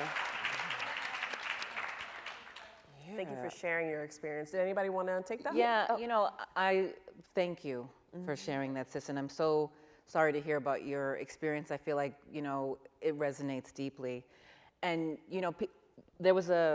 I was invited to do this, article about my grandmother, and it was in a political magazine, and they had asked me, questions about where my first political home was, and I would always say MXGM, Cop Watch, all that kind of stuff. And I really sat with it, and I was like, actually, Abuela was my first political home. And not because she knew Franz Fanon, she didn't. Not because she knew Fred Hampton, she didn't. But because she knew her name, and she knew her struggle, and she knew who her people was. And when you asked her where she was from, she said, I'm from La Perla. And I think that there's a part of that joy that you're talking about that requires us to be truth tellers, but also requires a reclaiming, right, of our histories, even if they were denied us. And so I appreciate you, because we do have to reclaim a lot, and there's healing in the reclamation, right? Yeah. Thank you so much. Yeah. too about that. Melissa's going to respond really quickly, and then we'll go to the next question. Just, I mean, I'm just so glad that you made that comment, because there's a sort of way that we don't address. I remember elementary school, and I remember the sort of cruel things. Like I remember the African booty scratcher comments to people. I remember, when, people calling people a Haitian as a diss. You know what I'm saying? And we don't acknowledge that. Like, the first thing that we need to do is to talk about those things and to say, like, that hurt me. Right? Like, let's talk about the pain in order to get to a place where we can actually kind of get along and be for real about the building. Like, so that I just wanted to say that, to appreciate that, to say that, like, in order for, like, we need to sort of be able to have those honest conversations around our pains that we cause one another, because they're very real and they last. Like, people don't forget. You don't really shed that a little bit. You know what I'm saying? It's a very, because we're not able to engage, or people want to dismiss it and write it off. Oh, you grown now. Like, that was 20 years ago. That was, you're like, move on. But it's like, nah, it's deep. The pain runs very deep, and particularly when it's coming from, the calls coming from inside the house. Like, when the pain and the struggle is coming from your own people, that hits very different. And I think that we do have to be able to talk to each other like, nah, like, it wasn't cool, like when people used to say this about me, without being dismissive of that. And so that we can really be able to, to find connections and be able to sort of celebrate one another in a very honest way. Not just like in like a little cheesy kind of like, like, oh, we love each other. But it's like, nah, like, I deeply respect you as a human being and a person for all the elements, all your sides. In the same way that I tell people too that, like, when I like the way that, sort of, people who are coming from the diaspora who live here sort of encountered all of these kinds of, like, I guess, it's like ethnocentrism. And the same way, and similarly, when I talk to, people coming from the continent, the way that they sort of, diss African Americans, and they have all these sort of super duper negative stereotypes of African Americans, like, we gotta be able to talk about these things, right? The way that these things are problematic, and that, how are we gonna coalition build if we still have these kind of inner resentments? Similar when it comes to colorism. Like, all of those levels, like, like about what it means to be looking like this, have hair like this, and the ways that we hurt one another. From diaspora wars to diaspora dialogue. Exactly. That's what we're doing. I like that. Yeah. Thank you. Hi, everyone. Thank you so much for this talk. My name is Weiyu. I am Garifuna. I don't know if there's any Garifuna. Garifuna from Belize. So I just wanted to bring this up because I know right now in New York City, we have a lot of people immigrating, coming from Latin America, particularly talking about the Garifunas that are coming from Honduras and other places. Their land and territory are currently in jeopardy. And just the systemic violence that goes on around anti-Blackness, not only from white Latinos, but also from mestizos, and there's also a situation in Belize as well. So what should be a conversation, or the center of a conversation, when we're talking about migration issues, as it stems from not only the Latin America, but how it affects New York City? Thank you. Great question. You got some folks Great that work question. there. Yeah. Because a lot of Afro-Latinos are being erased in that conversation. Right. Yes. The assumption is always that Black people are not part of the immigration conversation, when we definitely are. Anybody want to take that before we wrap? Well, I have a good friend who's Garifuna, so shout out to the Garifuna people. He was from Honduras. But again, I think we need to talk about that, because we were talking backstage. Like, I talk to a lot of people every day, African American, Latinos, and they talking about the migrants, like they're the worst thing in the world. And I'm like, that's ridiculous. You know what I mean? Like, how are you talking about these? They're coming to work, the majority, right? So we need to talk about it differently. When you need to correct people, no, hold on, don't say that. That's not true. They're here to work, because if we have to combat the very, like I say, well-funded operation to make us hate each other. Yeah.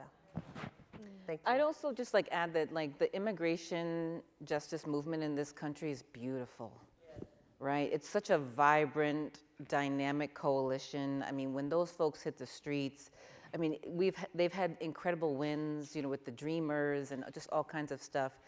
But also, like, a core of how that coalition has been able to be built in such beautiful ways, carrying a multitude of identities within it, is in acknowledging that the American immigration system was built on anti-Blackness, right? It was built to keep Black people, Black immigrants, out of this country and to continue the subjugation of Black people in this country.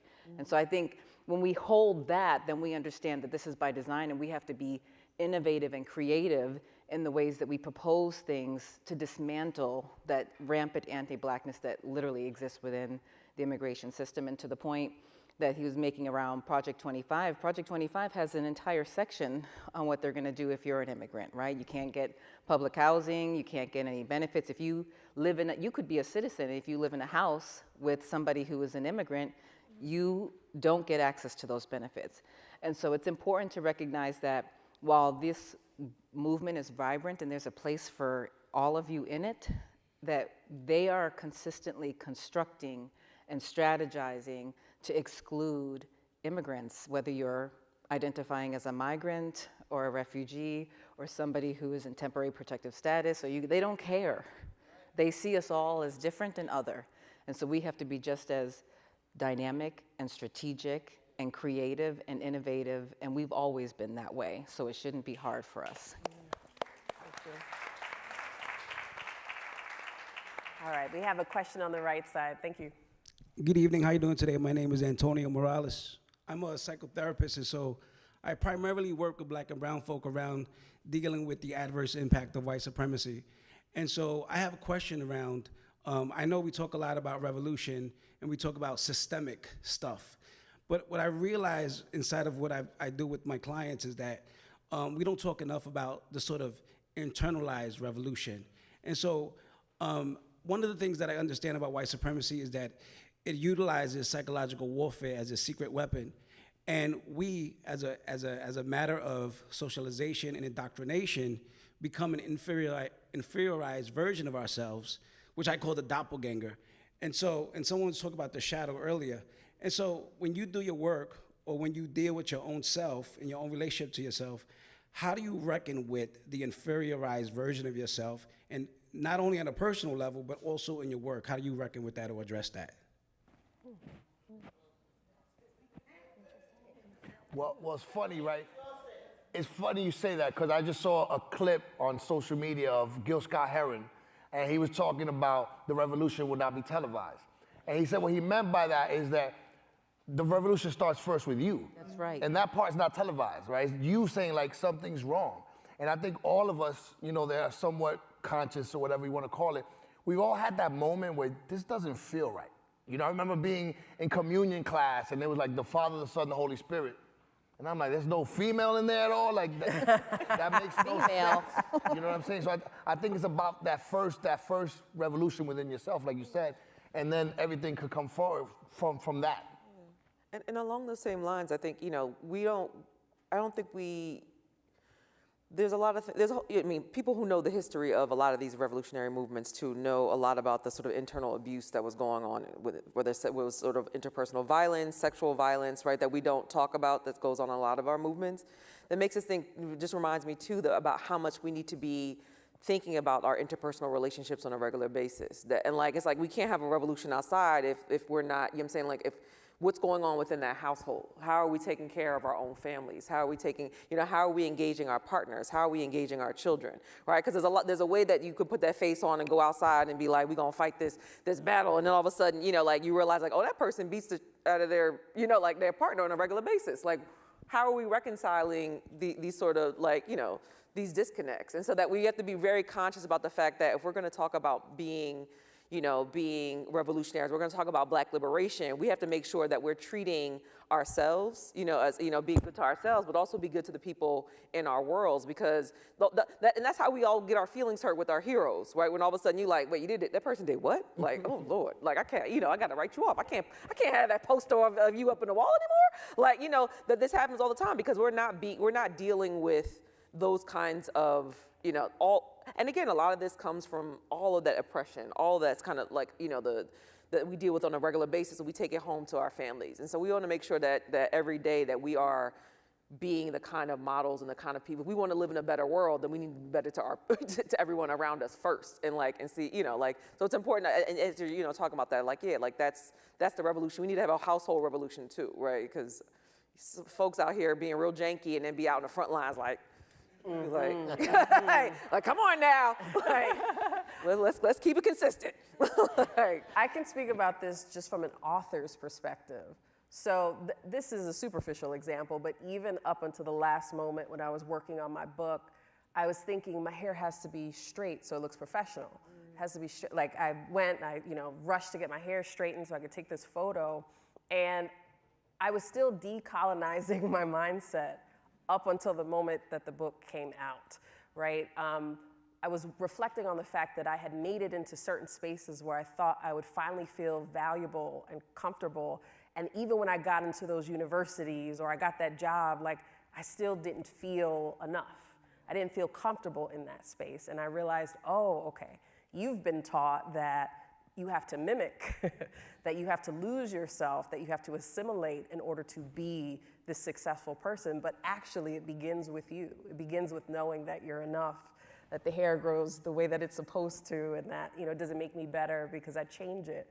And so I thought that through telling the story in America Negra, that we take some of that mask off and we start to be honest about what it's like, even when you make it into certain spaces that are, you know, validating from sort of a white perspective, that's actually not what you need to feel whole. I think a lot of us have to come back and tell the truth. And too many of us, we want to go away or we want to climb, and we don't come back and we don't tell the truth. And so I think there's power in truth-telling to decolonizing our minds. Do we have another question? All right.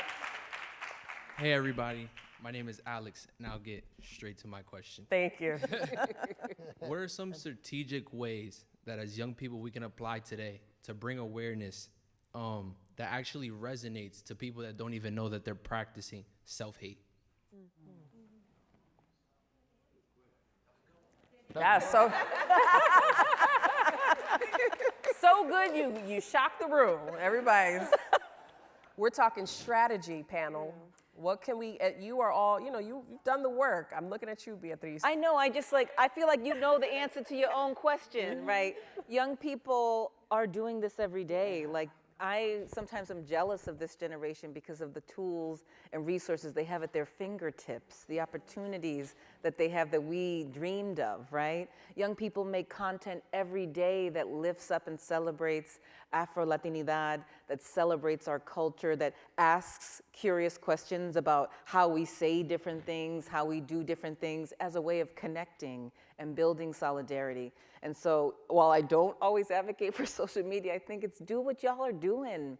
Make the content, have the conversations, be in these spaces, carry those conversations forward, have the difficult conversations, join these social movement spaces, and do what you're doing, because y'all are already doing it. I feel like you had the answer to that question already.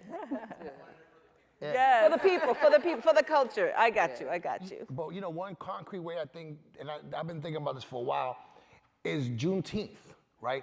I think Juneteenth is gotta be more, right? Juneteenth especially here in Harlem, right? Like Juneteenth is a way of bringing us all together, right? Saying like from now on, Juneteenth is a way that people of the diaspora celebrate liberation. And I've been thinking about that for a while. Like I think we could put teeth into it. Like this is what it means. Like this is liberation for all of us, for all Black people. And I think we need to really think along those terms.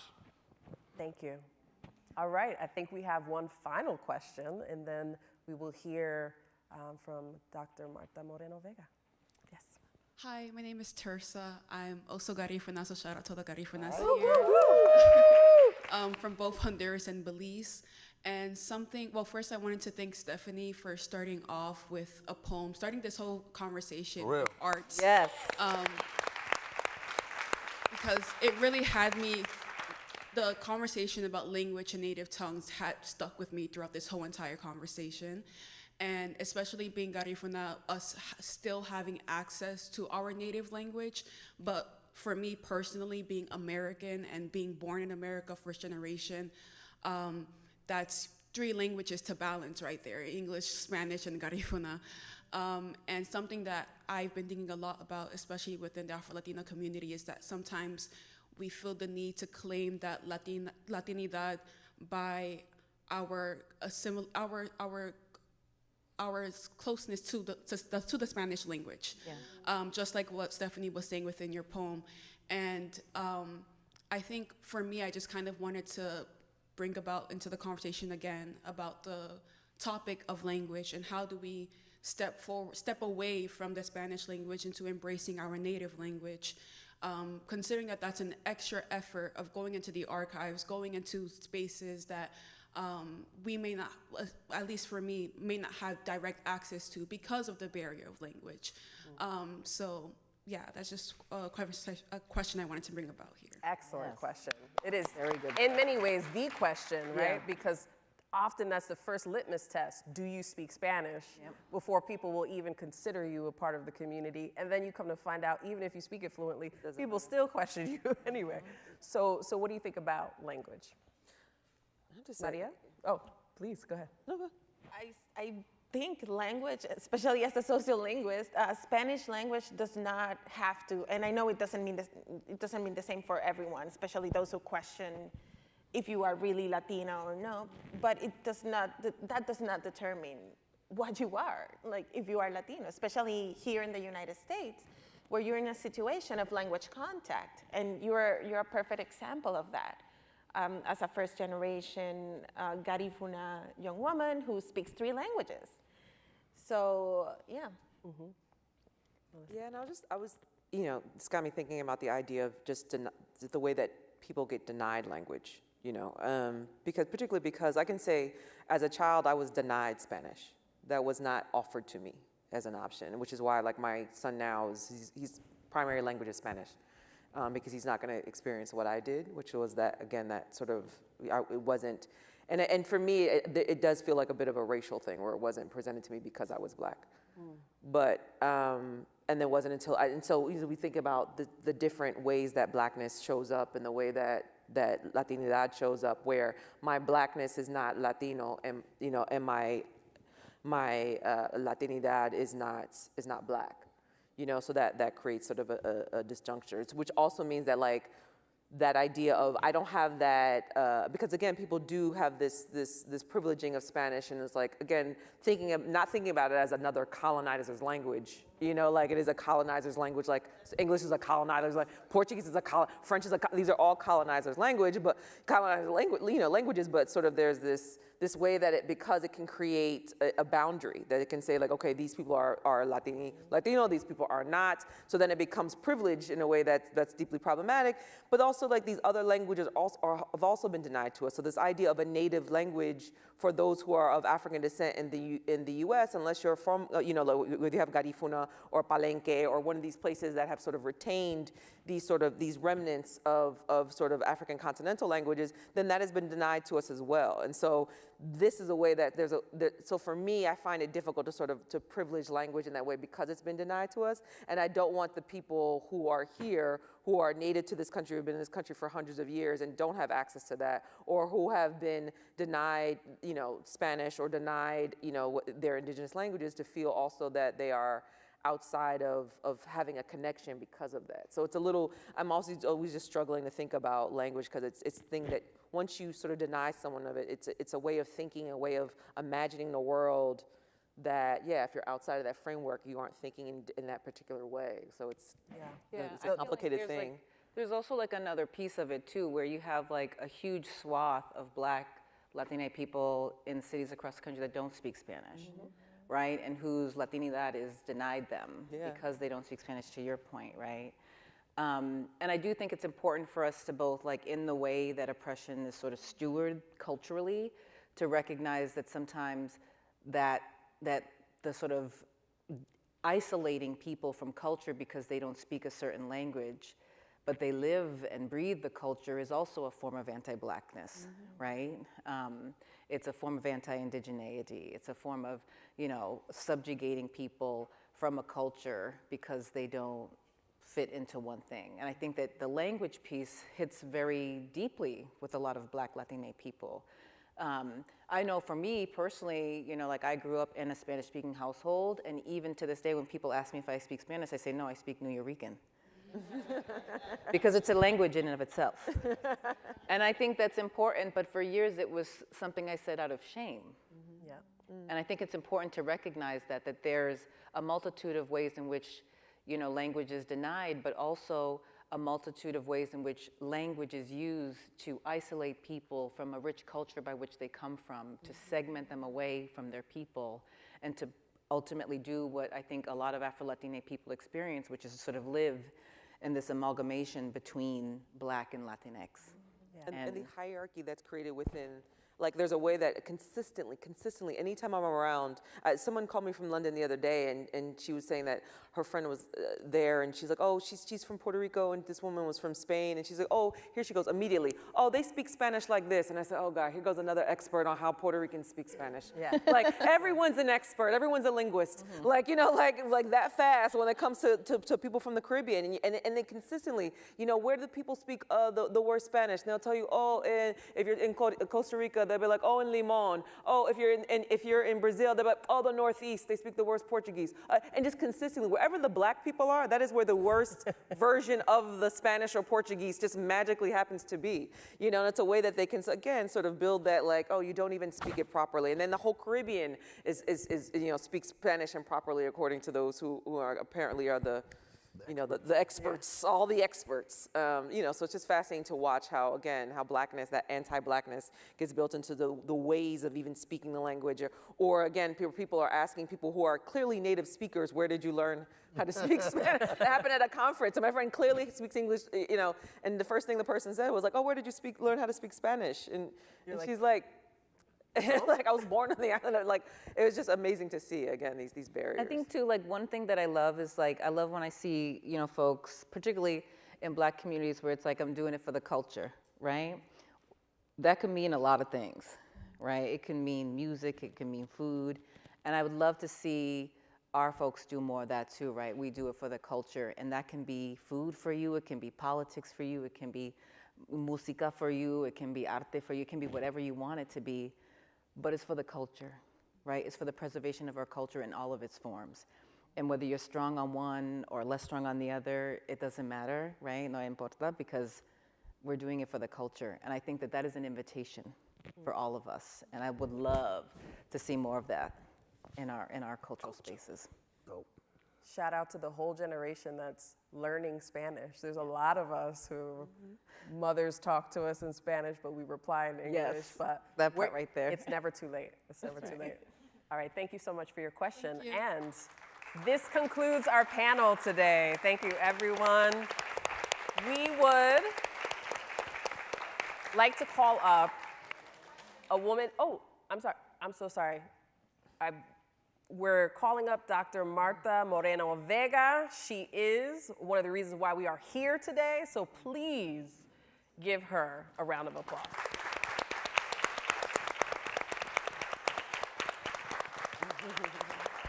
Should we clear the stage? Muy buenas noches. Muy buenas noches. Good evening. So I'm going to be very brief because it's too cold in here, and I'm cold. I want to thank Joy Burns for inviting us and letting us be here to have this conversation. Kevin Matthews, thank you so much.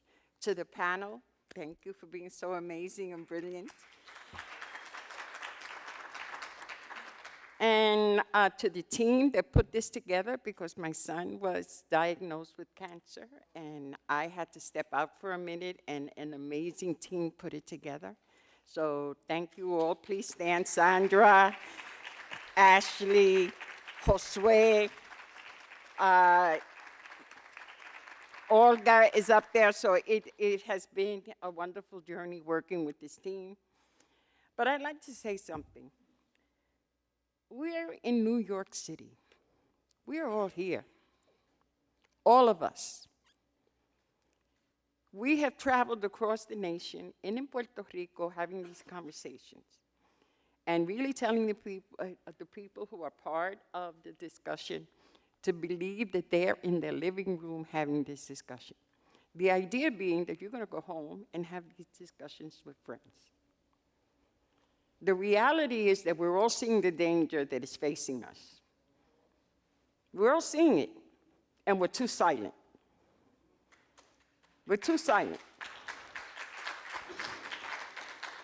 So the point is we're here, and we're not going nowhere. We're not going nowhere.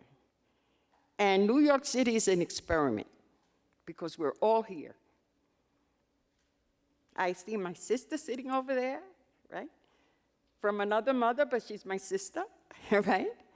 I see a brother sitting there from another father, but he's sitting there. And it's our responsibility to make the living room New York City. because we're all here, and if anybody's going to work it out, it's us. Because the majority of us have come from different places. And now people are going to North Carolina, going to other states, but New York is still the hub of blackness. Whether we speak Spanish, whether we speak Creole, whether we speak Spanglish, like I speak, so that we have an opportunity. And that's in our hands. My granddaughters are going to have less opportunity than I've had. Less opportunity. All of our grandchildren, all of our nieces and nephews. That means that we failed to a degree. Because some of us have reached higher education, but my mom taught me and my dad taught me on 102nd Street and 3rd Avenue in East Harlem, nobody's better than me, and I'm no better than anybody else. But if anybody thinks they're better than me, kick ass. So this is the time. Thank you for being here. Ooh. In the bookstore, Natasha's book is there, and I'm so very proud. My book is there too, I was surprised. So thank you. Please go to the bookstore and support the work that we're doing. Thank you. Thank you.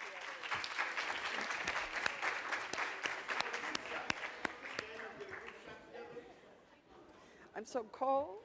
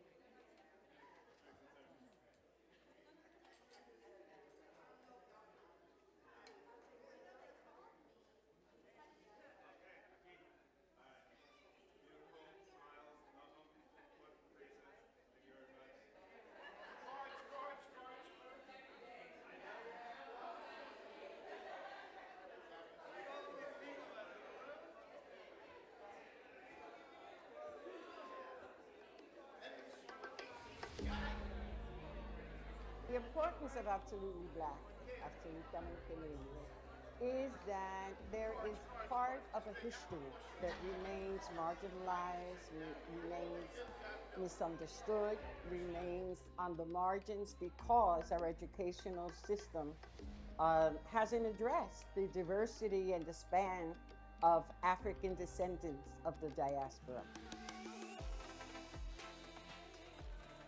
I think that that's a project that we have to engage in, because how we call ourselves, how we see ourselves. I mean, like when I'm teaching, I tell my students, if you use the word minority, you fail the class. If you refer yourself as minority, you fail the class. I was speaking to a patient in Spanish. I interviewed for a whole hour in Spanish, and Puerto Rican woman, white, she said, "Oh my God, you speak Spanish so well and your hair is so curly." I turned around and I didn't want to be disrespectful because I couldn't. I had to walk away. And I said, wow, my own people are doing this to me. In her eyes, I could not be a fellow Puerto Rican. And that is part of, I think, for me, the issue that we're facing today.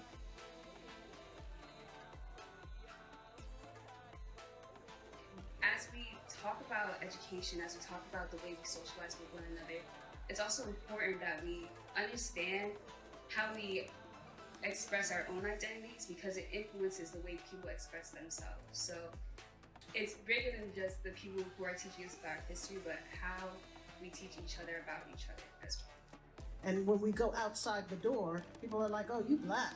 And then when we approach the African American communities, let's call them the English-speaking communities, because I want us to think about how the colonial languages are the only thing dividing us, because the racism is the same.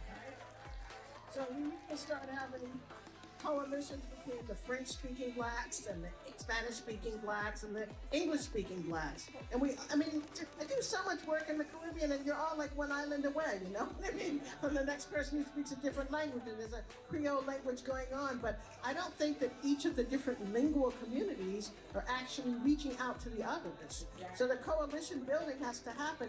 I mean, we're all talking about Blackness. You're talking about anti-racism. You're talking about racism in American society. We have to be very conscious of folk that look like us, but have sold their soul in order to appease white folk, and they're doing a detrimental job in sabotaging our potentiality for coalitions. We are not shaming individuals that look like us but have a different agenda. We are nice. Somos buenos. Somos santitos. Y no damos macetazos donde tenemos que dar los macetazos. These type of platicas are so important to foster unity in the community, as well as create safe spaces for people that identify as Afro-Latino or Black Latino to have a space to talk about some of the things we experience in the community, as well as being able to have fellowship with our community members. Like New York, because it's such a metropolis where like it was such an influx of different migrants from different places, of so many Caribbeans, but we migrate with our colonial conditions. You see what I'm saying? So like tons of West Indians in New York, but you know, they have like a British colonized sensibility versus Dominicans and Puerto Ricans who have like a Spanish colonial, you know, disposition. And you throw into the mix, you know, African migrants, and then and you know, they tend to be more Muslim, you know, and so there's that. And so then like beware of monolithic ideas about how we're all Black, and so then we're in solidarity. Yo creo que Puerto Rico ha estado bien ausente de sentirse caribeño. Eso es un problema que tenemos como país, y miramos siempre el ejemplo hacia el norte. Nos miramos relacionados con los Estados Unidos, pero no relacionados con los mismos que hablan igual que nosotros o que comen lo mismo que nosotros, el Caribe, Latinoamérica. Esas conversaciones, y por eso estos foros son importantes, igual que otros espacios que participamos, aunque tenemos que siempre enfrentar el reto también de que el otro, ¿verdad? El otro caribeño como nosotros, a veces yo he estado en lugares y me dicen, pues tú eres americana, o tú eres, o los Estados Unidos. Yo creo que también Latinoamérica necesita entender un poco la relación política que tenemos en Puerto Rico, porque nos pasa. Yo he tenido discusiones fuertes con hermanos y hermanas latinoamericanos que viven en los Estados Unidos, y cómo muchas veces se rechaza al puertorriqueño porque se entiende que los puertorriqueños somos los nenes lindos del planeta. Y no. Like I said, I feel like my classes are tools for students, right? There's a reason why in the encampments, one of the main things they do are teachings, because knowledge is power. Knowing about this history is power. Understanding these ideas and these logics are power. Knowing our history is just knowing it. We don't have to forget ideology. I tell people, I say, do you think I'm indoctrinating students? Shoot, they're getting me. I said, all I gotta do is give them some articles on history, and they're putting berets on because they're mad that they didn't know basic history. They are angry they didn't know. They're revolutionary, and I'm like, whoa, okay, hold on a second. I'm getting there. They're like, let's go, and I'm like, okay, I'm there.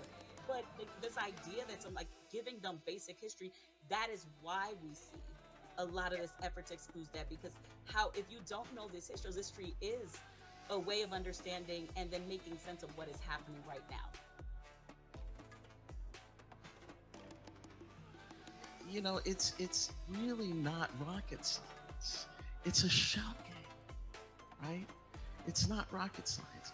And I think, when we talk about unity, I truly believe that the power of unity is greater than the power of fear. And I believe we're going to see that in November. Because if we don't,